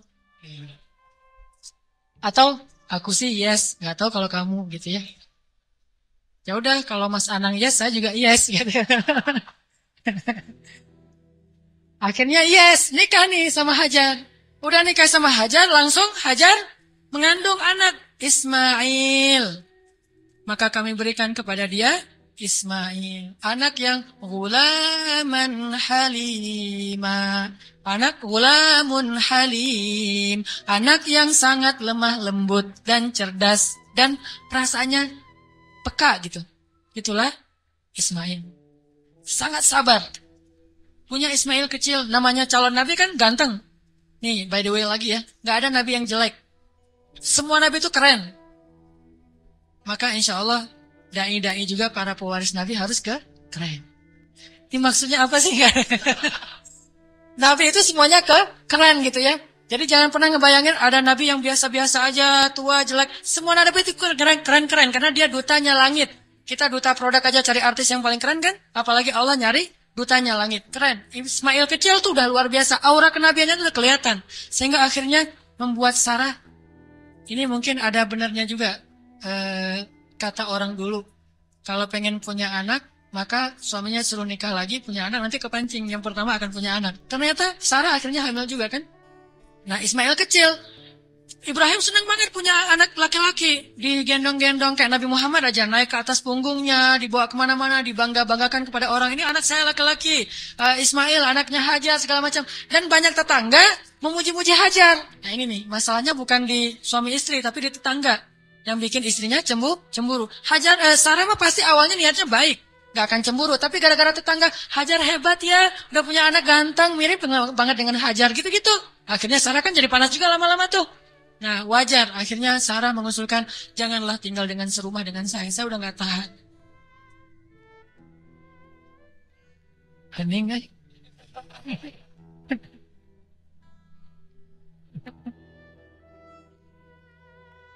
Deg-degan dengan kayak gini. Kayak film horor. Kata Sarah, wahai, lupa, bukan wahai, Kang Ibra, Neng teh udah gak tahan serumah sama Hajar. Kenapa tuh Neng? Ya semua tetangga muji-muji Hajar. Neng teh apa tuh lah? Oh ya udah, minta lagi petunjuk Allah. Akhirnya Allah kasih perintah. Perintahnya apa? Pindah rumah. Tapi nggak tanggung-tanggung. Pindah kota, pindah negara. Dari Palestina ke Saudi Arabia. Dulu namanya Bakkah. Wahai Arabia, dulu namanya Bakkah. Anakmu ke sebuah lembah Bakkah. By the way, perjalanan dari Palestina ke Mekah butuh waktu 2 jam naik pesawat. 2 jam naik pesawat itu kurang lebih dari Jakarta ke Medan. Atau Jakarta, Surabaya. Tapi Ibrahim tidak naik pesawat, tidak naik buruk, tidak naik onta, nggak naik kuda, jalan kaki. Apakah Hajar protes? Kemana Kang Ibra? Pokoknya ikut aja lah, gitu. Oh iya, udah ikut aja. Nggak pernah nanya kemana, ini saya aja tadi nanya. Nggak pernah nanya kemana ya Ibrahim. Nggak. Kata Ibrahim, ya Hajar, dapat perintah dari Allah, kita ke lembah Bakkah. Ikut, ya sami'na wa ata'na. Gak pernah nanya kemana, gak pernah naik apa, terus bekalnya gimana, terus gak ada rest area yang dimana aja, di kilometer berapa. Nggak, udah aja jalan gitu. Coba bayangin suami bawa istri, kadang-kadang kesasar muter-muter, istrinya langsung, wah papa gak tahu jalan, pakai ini atuh GPS. Gak sabar ya. Atau suami ngajak jalan kemana gitu, udah mama turun di mall ini aja, nanti dijemput lagi gitu kan. Minta dijemput di mall. Kalau Hajar, enggak. Mau naik apa, kemana, sami'na wa ata'na kepada suami. Ini supaya Allah percaya sama Ibrahim dan Hajar. Jalan, kira-kira dari dari Jakarta ke Surabaya jalan kaki berapa lama? Atau naik skateboard aja deh. Jalan kaki berapa lama? Tebak aja deh, 1 bulan ya. Perjalanan 1 bulan. Gak ada rest area sama sekali. Makanannya apa yang dibawa sebagai bekal? Roti keras yang kalau dimakan itu harus direndam dulu dengan air. Saking kerasnya roti supaya awet gitu. Jadi kalau udah sampai di oasis kecil, Nabi Ibrahim turun duduk bersama istrinya, bersama bayinya, rendam roti dulu sambil ngobrol-ngobrol. Wah, padang pasir. Ya iyalah, apalagi gitu. Direndam nih roti sampai akhirnya rotinya udah agak lembut, makan. Hajar ngasih ke anaknya. Udah gitu jalan lagi sebulan, bayangin. Gak pernah nanya kemana sih Ibrahim. Ini nyasar kemana sih kita. Gak bawa peta gitu. Gak sama sekali, jalan aja. Sami'na wa ata'na. Begitu sampai di sebuah lembah yang kata Allah, biwadin ghairi dhi zar'in 'inda baitikal muharram. Di sebuah lembah yang tidak ada pohon apapun. Pohon yang di tempat lain di padang pasir aja tumbuh, ini gak tumbuh sama sekali saking tandusnya. Udah sampai di lembah itu, kemudian Ibrahim mengatakan, disinilah tempat kita. Ini rumah kedua kita. Hajar nggak pernah banding-bandingin. Rumah Sarah enak tuh di Palestina. Kok saya ditaruh di sini? Nggak. Udah, oh iya, tinggal di sini teman Ismail. Dan nggak ngomong-ngomong juga, ini gara-gara Hajar, ini gara-gara Sarah nih. Nggak. Nggak nyalahin Sarah, nggak nyalahin Ibrahim. Sami'na wa ata'na. Buktikan itu, biar Allah percaya sama kita. Kalau Allah percaya, Allah nggak akan ngecewain kita. Sami'na wa ata'na. Ya Ibrahim, ya. Tinggal di situ aja. Baru 3 hari tinggal di situ, akhirnya Ibrahim mengatakan di satu pagi, ya Hajar, aku harus kembali ke Palestina. Baru di situ Hajar tanya, setelah sebulan gak nanya apapun, taat aja. Baru ketika mau ditinggal di lembah yang gak ada air sama sekali, cuma ada air di dalam tempat dari kulit yang mereka punya, dan itu hanya bertahan 1 hari lagi. Tiba-tiba Ibrahim bilang mau pergi ke Palestina lagi, baru di situ Hajar bertanya dengan lembut sekali. Ya Ibrahim, kenapa kamu meninggalkan kami di sini? Nanyanya gitu. Mendengar pertanyaan ini Ibrahim gak tega dan langsung pergi. Gak menjawab, gak ngeliat, pergi aja. Melihat suaminya pergi, anaknya lagi digendong. Ibrahim Hajar nggak pernah mengatakan kamu tega sama saya. Kalau kamu tega sama saya minimal jangan tega dong sama bayi saya. Sinetron banget ya. Ini sama bayi saya nih, bayi kita Ibrahim. Ini hasil cinta kita berdua gitu kan. Jangan sama sekali nggak baper lah. Iman tuh mengalahkan baper. Ya Ibrahim, kenapa engkau tinggalkan kami di sini? Cuma sesingkat itu pertanyaannya, lembut lagi tuh. Dan nggak marah-marah. Pokoknya kalau kamu pergi, jangan balik lagi. Nggak gitu.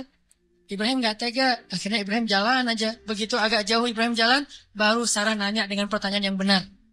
Allahu amaraka bihadza? Apakah Allah yang menyuruhmu begini? Allah. Jadi kalau A-nya panjang itu artinya apakah Allah? Kalau Allahnya pendek berarti Allah aja. Jadi kalau kita azan jangan Allahu Akbar, Allahu Akbar. Apakah Allah Maha Besar? Itu salah ya. Makanya A-nya jangan kepanjangan. Kecuali bertanya. Allah, A itu apakah? Makanya Hajar bilang Allahu amaraka bihadza? Apakah Allah yang menyuruhmu begini ya Ibrahim? Baru Ibrahim berhenti dan mengatakan ya. Ini setelahnya kalimatnya powerful banget. Apa kata Hajar? Idzan la yudayyi'anallah. Kalau gitu pergilah wahai suamiku. Allah nggak akan mengecewakan kami. Coba. Baru Allah percaya sama Hajar.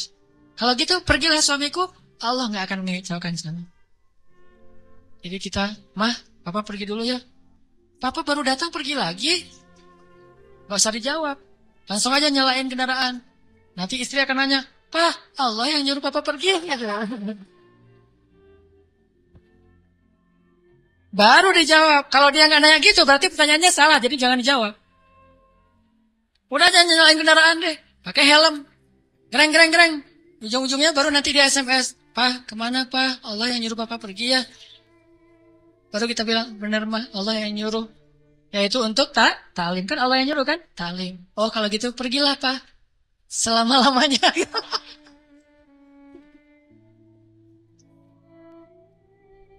Allah nggak akan mengecewakan kami, kata Hajar teh. Idzan la yudayyi'anallah. Kalau gitu Allah tidak akan mengecewakan kami. Itu kata kuncinya tuh. Dan itu nggak ngomong dengan gombal ke Allah. Allah Maha tahu isi hatinya Hajar radhiyallahu anha. Makanya Allah percaya banget sama Hajar. Akhirnya pergilah Ibrahim. Nggak ngomong, ya suamiku jangan lupa kirim SMS ya. Udah sampai di mana kan khawatir gitu. Jangan lupa kirimin bekal setiap bulan. 10 juta aja, gak usah banyak-banyak. Gak ada bekal. Tahu berapa lama Ibrahim meninggalkan Hajar di situ? 13 tahun. Gak ada kabar, gak ada apa-apa. 13 tahun. Kalau kita mah baru keluar 13 jam mungkin. Wah udah curiga nih. Gak pulang-pulang 13 jam. Jangan-jangan pingsan lagi. 13 tahun gak pulang-pulang. Hajar ditinggalkan dengan air hanya bertahan 1 hari aja.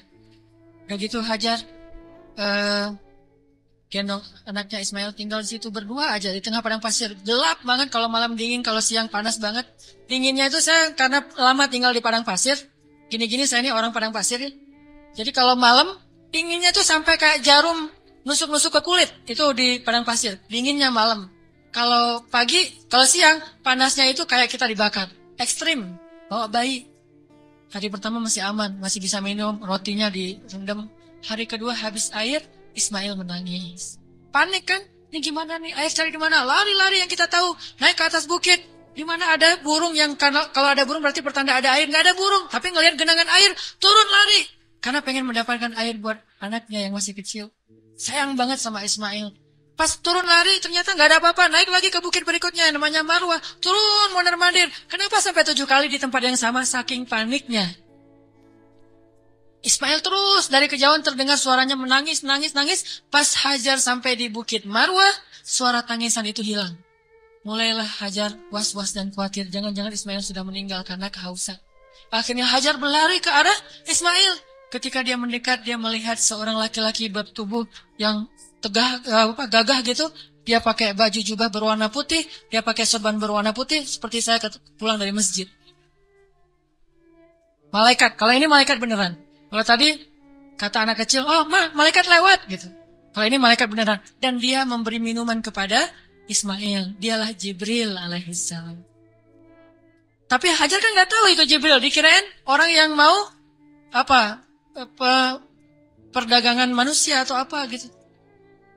Datang Hajar ke arah Ismail. Tiba-tiba laki-laki itu menghilang. Namanya juga malaikat, tling gitu aja hilang gitu. Udah hilang, dilihat di bawah kaki Ismail ada mata air yang kita sebut Zam-Zam. Minumlah, mulailah peradaban di situ. Dan Zam-Zam ini mata air paling ajaib di dunia.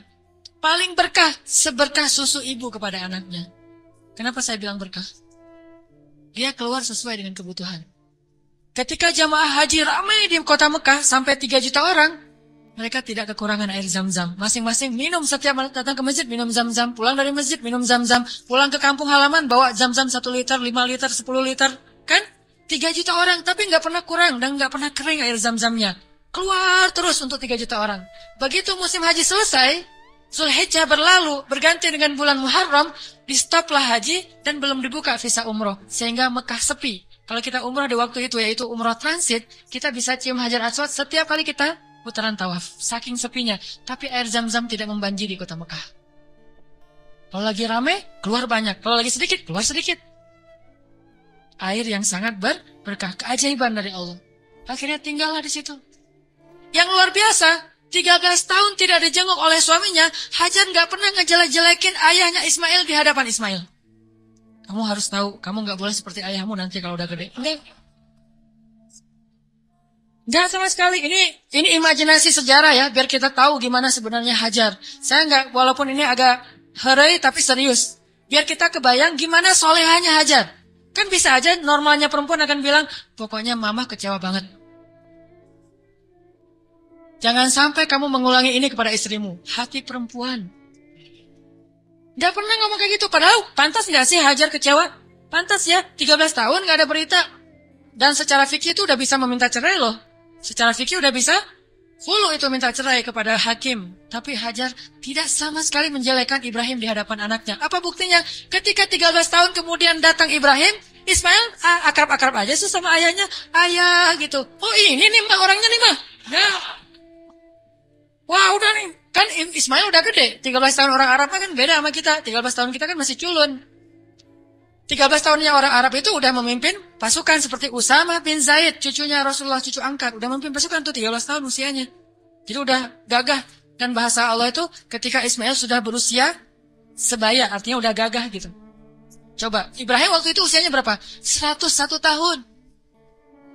Ketemu kakek-kakek 101 tahun, mah yang mana orangnya? Ini. Kan bisa aja kan? Enggak. Mah, siapa itu? Itulah ayahmu Ibrahim, wahai Ismail. Ayah, langsung datang, cium tangannya. Ayah, gitu. Enggak ada seusan sama sekali. Itu hasil pendidikan Hajar yang luar biasa loh kepada anaknya. Dan bukti yang lebih berat lagi, 3 hari kemudian, Ibrahim mimpi menyembelih anaknya. Dan tahukah kita apa jawaban anak itu? Wahai ayahku tersayang. Bahasanya, ya abati. Bukan, ya terserah ayah deh. 13 tahun ditinggalin, sekarang mau nyembelih lagi. Ini bukan hasil pendidikan Ibrahim nih. Ini anak hasil pendidikan Hajar banget nih. Bukan Ibrahim yang mendidik dia, tetapi Hajar. Ibrahim mendoakan dia. Pelajarannya apa? Pendidikan anak yang paling berpengaruh itu dari ibu. Tapi doa adalah dari ayah. Rabbi habli minas sholihin. Ibrahim yang mendoakan dia dari langit. Hajar yang mendidiknya di bumi. 13 tahun akhirnya kata dia, ya abati, wahai ayahku tersayang, if'al ma tu'mar, lakukan apa yang diperintahkan kepada ayah, satajiduni insyaallah minas sabirin, akan engkau dapati aku termasuk orang yang bersabar. Jadi nggak mau nyusahin ayahnya dalam menjalankan perintah Allah. Dia tahu ayah Nabi, jadi jangan sampai ayah saya susah gara-gara saya yang nggak rela. Saya rela banget wahai ayah, yang penting ayah taat sama Allah, saya akan bersabar wahai ayah. Coba kalau Ibrahim Ismail bilang, apa nggak salah ya? Kok mimpinya aneh-aneh gitu? Pasti godaan setan deh. Gitu kan? Atau yang lebih ekstrim lagi, ayah tega. Udah ninggalin mama, sekarang mau nyembelih saya. Wah, ini bener nih ayah nih. Pasti ini bukan nabi dan segala macam. Enggak marah-marah sama ayahnya. Udah aja sami'na wa ata'na. Ismail lah gitu. Anak seorang siddiq, anak seorang ibu yang siddiqah, anak seorang ayah yang siddiq, dan melahirkan anak juga yang siddiq. Dan itu bukan basa-basi ya, benar-benar dibawa ke sebuah jabal kurban namanya bukit di daerah Arafah. Di sana Ibrahim udah mengasah parang, golok. Ketika ngeliat golok, Ismail bilang, ternyata serius ya? Kirain tadi main-main gitu. Enggak, serius. Ismail tahu, udah ditidurkan Ismail. Sebelum ditidurkan Ismail curhat dulu sama ayahnya. Ya ayah, ya abati. Abati itu panggilan lembut. Kalau yang biasa ya abi. Jadi kalau kita bilang abi itu biasa. Kalau mau lebih lembut, abati itu lembut banget. Wahai ayahku tersayang. Ya abati. Supaya ayah tidak berat hati dalam melakukan perintah ini, tolong tutuplah wajah saya. Biar ayah nggak ngelihat wajah saya. Takut kasihan. Oh ya, ditutup. Wahai ayah, tutup tubuh ayah dengan kain supaya darah saya tidak mengenai baju ayah dan dilihat oleh ibu. Nanti ibu jadi sedih. Ditutup. Wahai ayah, sampaikan salam saya ke ibu. Saya sayang sekali kepada ibu. Coba gimana hati seorang ayah. Terakhir, ayah, tajamkan pisau itu supaya memudahkan saya. Berarti yakin banget kan? Gak ada sama sekali kepikiran oleh Ismail. Tenanglah, ntar diganti dengan domba. Gak kepikiran. Itu mah kita yang udah yakin karena udah baca buku. Dan salah lagi baca bukunya. Buku yang kita baca tuh Ismail tiba-tiba berubah jadi domba. Terus Ismailnya kemana? Kan gitu kan bukunya? Padahal nggak gitu. Ismailnya dibangunkan, dombanya keluar dari bukit terus disembeli. Bukan Ismail berubah jadi domba, tetap aja anaknya. Cuma ada dikutuk jadi domba kan? Saya kayak maling kundang. Enggak, itu mah salah dalam catatan buku sejarah. Ya ayah, sampaikan salam saya ke ibu ya. Dan tolong jangan ceritakan ini dulu kepada ibu. Wah, dia tahu ibunya soleha banget dan kuat banget. Akhirnya ditaruhlah golok itu di leher Ismail. Dan Ibrahim mengatakan Bismillah Allahu Akbar. Mau ditarik tuh. Yakin dan Allah tahu isi hati Ibrahim. Mau ditarik. Ismail udah pasrah aja. Udah ini terakhir kali saya hidup di dunia. Baru ketemu 3 hari dengan ayah saya. Pas mau ditarik. Allah tahan tangannya Ibrahim seperti orang stroke. Gak bisa gerak gitu. Baru Allah berfirman. Ya Ibrahim, qad saddaqta ru'ya. Engkau sudah membenarkan perintah. Allah udah percaya sama Ibrahim sekarang. Ditahan. Akhirnya kata Allah, angkat Ismail. Ini adalah balaun mubin. Inilah ujian yang berat untuk melihat siapa yang benar-benar beriman. Gitu cara Allah percaya sama kita. Lewat ujian hidup kita. Lewat masalah-masalah kita. Apakah kita masih yakin sama Allah? Sampai ke titik darah penghabisan masih yakin sama Allah, justru di titik itulah nanti Allah percaya sama kita, Allah ganti semua musibah itu sebagai rahmat. Allah kasih dia seekor domba yang sangat besar, dan kelak itu menjadi syariat yang sangat indah bagi kaum muslimin. Diabadikan sepanjang masa, ribuan tahun dikenang. Ini bukti. Maka buat Allah percaya sama kita, maka Allah nggak akan mengecewakan kita. Ingat kata-kata Hajar, la yudayyi'anallahu idzan. Kalau Allah yang memerintahkan gini, berarti Allah tidak akan mengecewakan saya. Cukuplah Allah yang menyuruh kita, yakin Allah nggak akan ngecewain kita. Udah setelah itu, hasbunallah, la haula wala quwata illa billah, tawakkaltu 'alallah, aslamtu ilallah, dan seterusnya. Insyaallah kita akan melihat keajaiban. Itu aja teman-teman yang dirahmati Allah. Mudah-mudahan kita menjadi orang yang bisa selalu mengandalkan Allah dalam hidup kita sampai Allah percaya sama kita, lalu Allah menunjukkan keajaiban dalam setiap urusan kita. Marilah kita tutup dengan berdoa, semoga ilmu yang sederhana yang baru kita dapatkan benar-benar menambah semangat kita untuk lebih yakin kepada Allah Subhanahu wa taala. A'udzu billahi minasy syaithanir rajim. Bismillahirrahmanirrahim. Allahumma lakal hamdu wa lakash syukru ya rahim. Lakal hamdu wa lakash syukru ya karim. Lakal hamdu wa lakash syukru ya arhamar rahimin.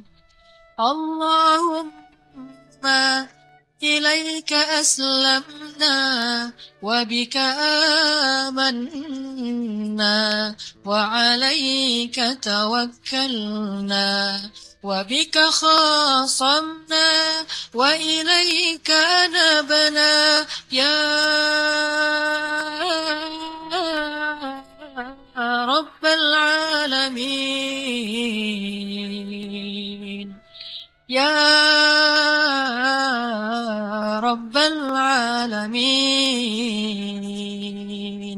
يا رب العالمين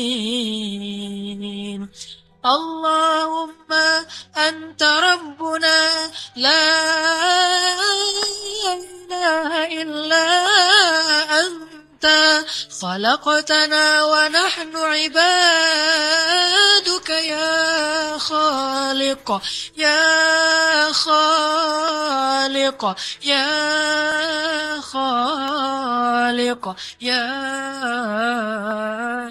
رازق اللهم أسلمنا إليك أنت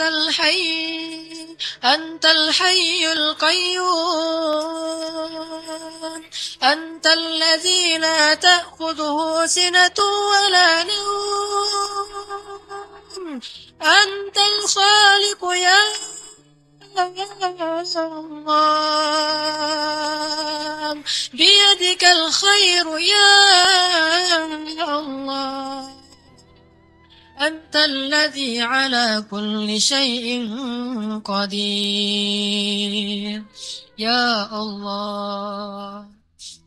Segala kebaikan ada di tangan-Mu ya Allah. Ya Allah, Engkaulah yang maha pemurah ya Allah. Ya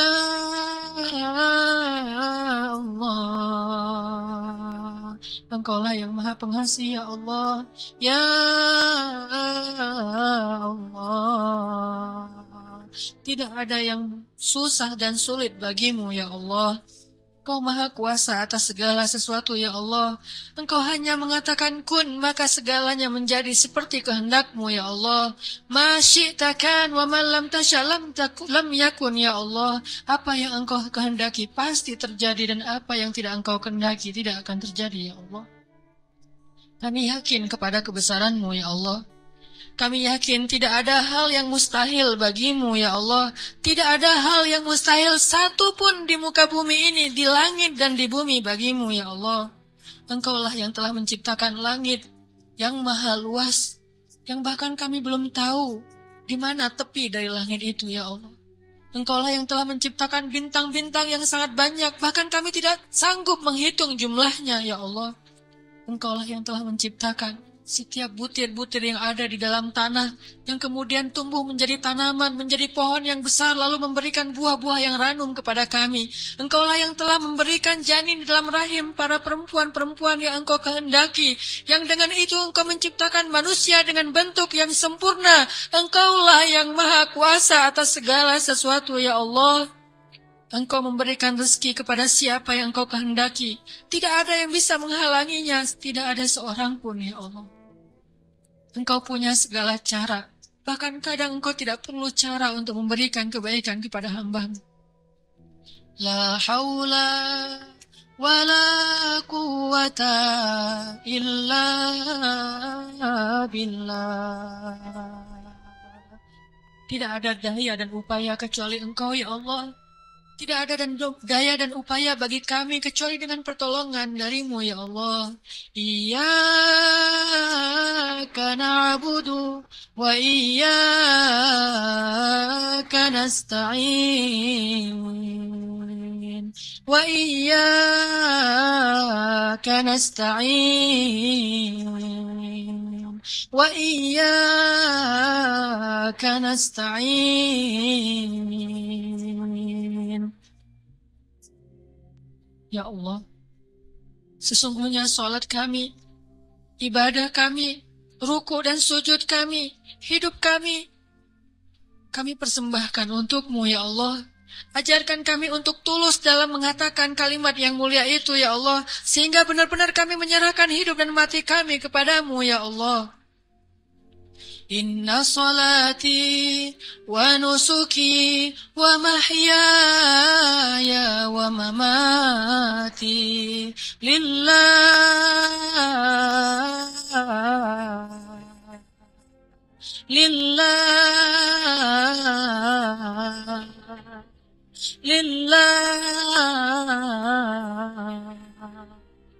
wa mahyaya wa mamati lillahi rabbil alamin. Ya Allah ya Arhamar Rahimin, kuatkanlah hati kami dalam keimanan ya Allah. Kami tidak tahu bagaimana keadaan kami di akhir hayat kami nanti. Bisa jadi saat ini kami menjadi orang-orang yang dekat kepadamu. Tiba-tiba di akhir hayat kami menjauh darimu. Dan tidak ada yang bisa menyelamatkan kami hari itu kecuali Engkau, ya Allah. Bisa jadi sekarang kami rajin ke masjid, sholat berjamaah. Tetapi di akhir hayat kami berputus asa sehingga kami meninggalkan panggilanmu, ya Allah. Kami berlindung kepadamu, ya Allah, dari kelemahan diri kami sendiri, ya Allah.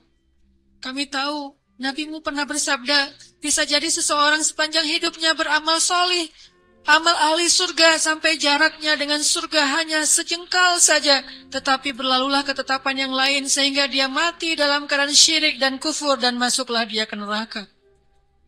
Kami berlindung kepadamu dari keadaan orang seperti itu, ya Allah. Tidak ada yang bisa menjamin kami selamat. Bukan ibadah kami, bukan sholat, bukan sujud, bukan ruku kami, bukan kesolehan kami. Bahkan orang yang paling soleh seperti seorang laki-laki Bani Israel bisa kufur dan akhirnya su'ul khatimah di akhir hayatnya, ya Allah. Hanya Engkau yang bisa menjamin akhir hayat kami, ya Allah. Kami belum merasa aman meskipun sekarang kami bersyukur mendapatkan hidayah untuk berhijrah. Tetapi tidak ada yang menjamin kami bisa istiqomah seperti ini sampai akhir hayat, ya Allah. Ya muqallibal qulub, Ya muqallibal qulub, Tsabbit qulubana, wahai yang membolak-balikan hati, tetapkanlah hati kami dalam keimanan, ya Allah. Tetapkanlah hati kami dalam keimanan, ya Allah, sampai akhir hayat kami, agar kami bisa menutup usia kami dengan kalimat La ilaha illallah, dan hanya itulah jaminan bagi kami untuk selamat di akhirat, ya Allah. Ya Arhamar Rahimin, kami kadang pernah melihat saudara-saudara kami yang Engkau uji dengan sakit yang amat berat, dan mereka bersabar menghadapi ujian itu. Mereka miskin, lalu Engkau uji dengan sakit yang bahkan banyak para dokter mengatakan mungkin tidak akan sembuh lagi. Dan mereka hampir tidak punya harapan untuk sembuh, tetapi mereka bersabar dan ridho dengan ketetapan-Mu. Lalu kami menyadari, bagaimana jika kami yang Engkau berikan ujian seperti itu? Apakah kami akan sabar atau kami akan berputus asa, ya Allah? Ketika kami harus merasakan sakit 24 jam dalam sehari yang luar biasa rasanya, apakah kami akan bersabar atau kami berputus asa sehingga kami datang kepada para dukun atau akan bunuh diri dalam keadaan kufur, ya Allah? Tidak ada yang menjamin kami akan kuat pada hari itu kecuali Engkau, ya Allah. Wahai yang menggenggam hati hamba-hambanya, genggam eratlah hati kami dalam kasih sayang dan hidayah-Mu, ya Allah. Kami berserah diri kepadamu, ya Allah. Ya Arhamar Rahimin, jangan biarkan kami tergelincir ketika kami mendapatkan ujian-ujian, yang sesungguhnya ujian itu agar Engkau percaya kepada keimanan kami. Sadarkanlah kami selalu, agar kami selalu percaya bahwa ujian adalah agar kami membuktikan keimanan kami kepadamu, sehingga kami bisa bertahan dalam ujian itu, ya Allah. Kuatkanlah kesabaran kami, ya Allah. Lapangkanlah dada kami, ya Allah. Bimbinglah pikiran kami agar selalu berhusnuzon kepadamu dan kepada hamba-Mu, ya Allah. Ya Arhamar Rahimin, bantulah kami dalam segala masalah kami, ya Allah. Engkaulah yang Maha Pemberi rezeki, limpahkanlah rezeki yang halal bagi kami, ya Allah. Tidaklah kami meninggalkan pekerjaan yang menurut syariat agamamu itu haram, kecuali karena kami takut kepadamu, ya Allah. Dan kami yakin Engkau menyediakan yang lebih baik setelah kami berhijrah dari pekerjaan yang haram itu, ya Allah. Kami percaya dan yakin. Maka tunjukkanlah keajaiban kepada kami. Beri kami rezeki yang lebih baik setelah kami meninggalkan yang syubhat. Ya Arhamar Rahimin, di antara kami ada yang berharap sekali Engkau anugerahkan keluarga yang menyejukkan mata. Anugerahkanlah keajaiban kepada kami. Berikan kepada kami pasangan-pasangan yang menyejukkan hati kami. Mungkin kami mencintai seseorang karenamu, tetapi dia tidak tahu tentang perasaan kami. Beritahu kepadanya, ya Allah. Karena tidak tahu bagaimana cara kami mendekatinya, kecuali mendekat kepada Rabb-Nya, ya Allah. Engkaulah Rabb hati segala makhluk-Mu, ya Allah.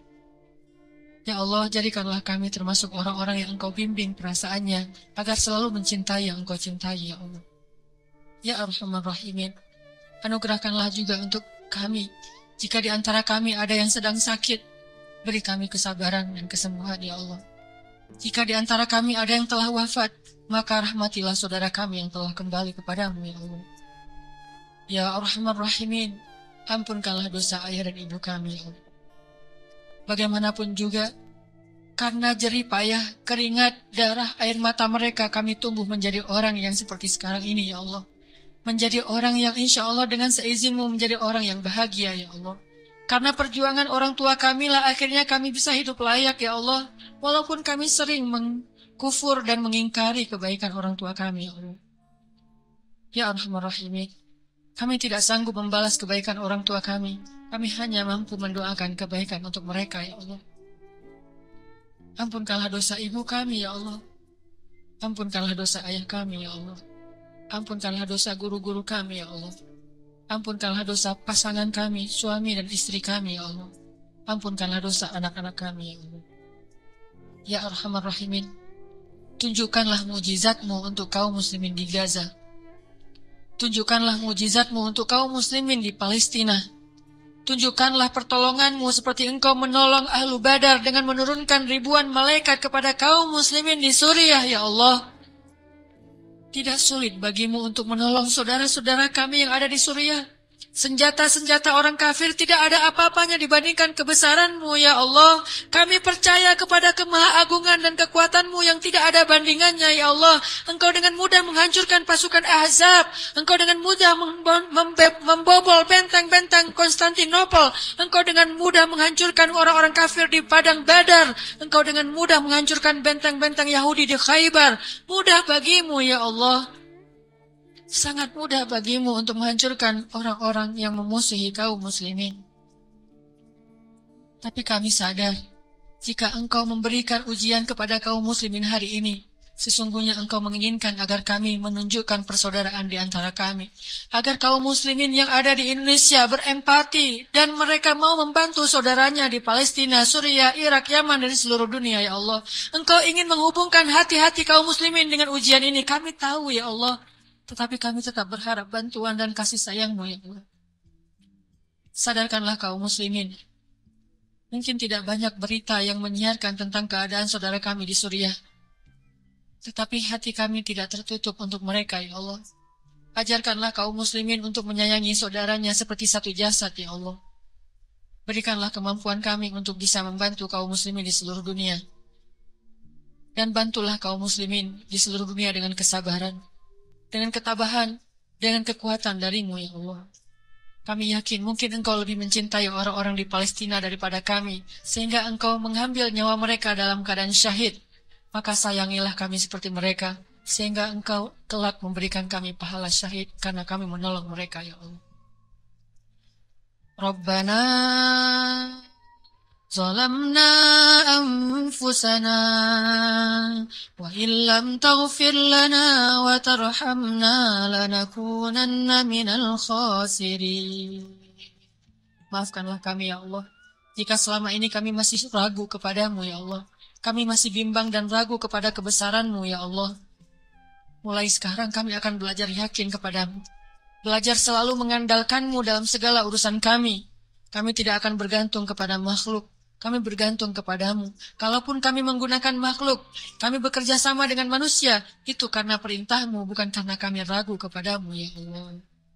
Rabbana atina fid dunya hasanah wa fil akhirati hasanah wa qina adzabannar. Ya Allah, jadikanlah kami laki-laki yang selalu percaya kepada kebesaran-Mu. Anugerahkanlah kepada kami istri seperti Hajar. Anugerahkanlah kepada kami anak laki-laki seperti Ismail. Dan anugerahkanlah kepada kami suami seperti Ibrahim. Anugerahkanlah kepada kami orang-orang yang selalu percaya kepadamu. Dan jadikanlah kami termasuk di antara orang-orang yang beriman. Ya Rabbana, beri kami hasanah di dunia, hasanah di akhirat, dan jauhkanlah kami dari api neraka. Alhamdulillahirrabbilalamin. Teman-teman yang dirahmati Allah, setelah kajian ini, oleh-oleh yang kita bisa bawa pulang, selalulah mengandalkan Allah dan bersabarlah dengan ujian. Buat Allah percaya kepada kita, kemudian tunggulah keajaiban terjadi dalam kehidupan kita. Mudah-mudahan ilmu yang malam ini kita dapatkan benar-benar mengubah kehidupan kita menjadi lebih baik, memperbaiki keimanan kita, memperbaiki akhlak kita. Barakallahu fiikum. Subhanakallahumma bihamdi. Orang nggak bakalan kecewa kalau bersandar kepada Allah. Itu nggak bakalan. Bahkan kita bisa bilang mustahil. Mustahil seseorang itu kecewa gara-gara berpegang, bersandar, menyerahkan dirinya kepada Allah. Itu mustahil. Bukan seperti itu sunnatullah. Karena siapapun yang berserah diri kepada Allah, maka dia telah berpegang kepada tali yang paling kokoh. Wa man yuslim wajhahu ila Allah. Wa man yuslim wajhahu ila Allah wa huwa muhsin faqad istamsaka bil urwatil wuthqa. Wa ilallahi aqibatul umur.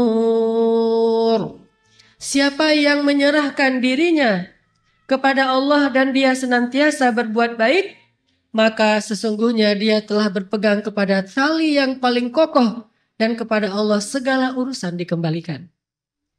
Jadi nggak ada orang yang kecewa kalau dia berpegang kepada Allah. Masalah apapun, masalah rezeki, masalah jodoh, terutama yang kedua. Kalau kita bergantung kepada Allah dalam urusan jodoh, maka insya Allah kita nggak akan kecewa. Mak comblang yang paling baik itu adalah Allah. Kalau mak comblangnya ustadz, kadang-kadang ngecewain. Ustadz, ini CV saya. Oh ya, kriteria yang kamu cari seperti apa? Saya emang gak susah-susah ustadz, standar-standar aja.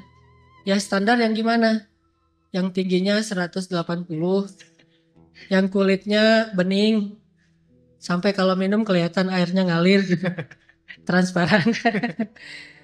Kemudian yang hidungnya seperti pedang, yang matanya seperti bidadari. Tahu mata bidadari?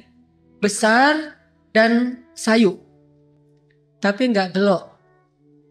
Nah ini kriterianya. Terus kata Ustadz, kalau yang kayak gitu Ustadz juga mau gitu ya. Akhirnya pas ketemu Ustadznya duluan yang ta'arufan. Ini kalau mak comblangnya manusia. Tapi kalau mak comblangnya Allah jauh lebih meyakinkan dan gak bakalan kecewa. Dengan kriteria apapun, wahuwa ala kulli syai'in qadir. Dan kalau Allah menjanjikan yang baik akan ketemu dengan baik, pasti innahu la yukhliful mi'ad. Allah tidak pernah mengingkari janjinya. Masalah apapun kita harus mengandalkan Allah. Coba deh selalu ngandelin Allah. Bahasa gampangnya gini, udah tenang aja ada Allah itu. Dan kalau kita sudah melibatkan Allah, la yudayya'akallahu idzan. Itu pasti Allah nggak bakalan ngecewain kamu.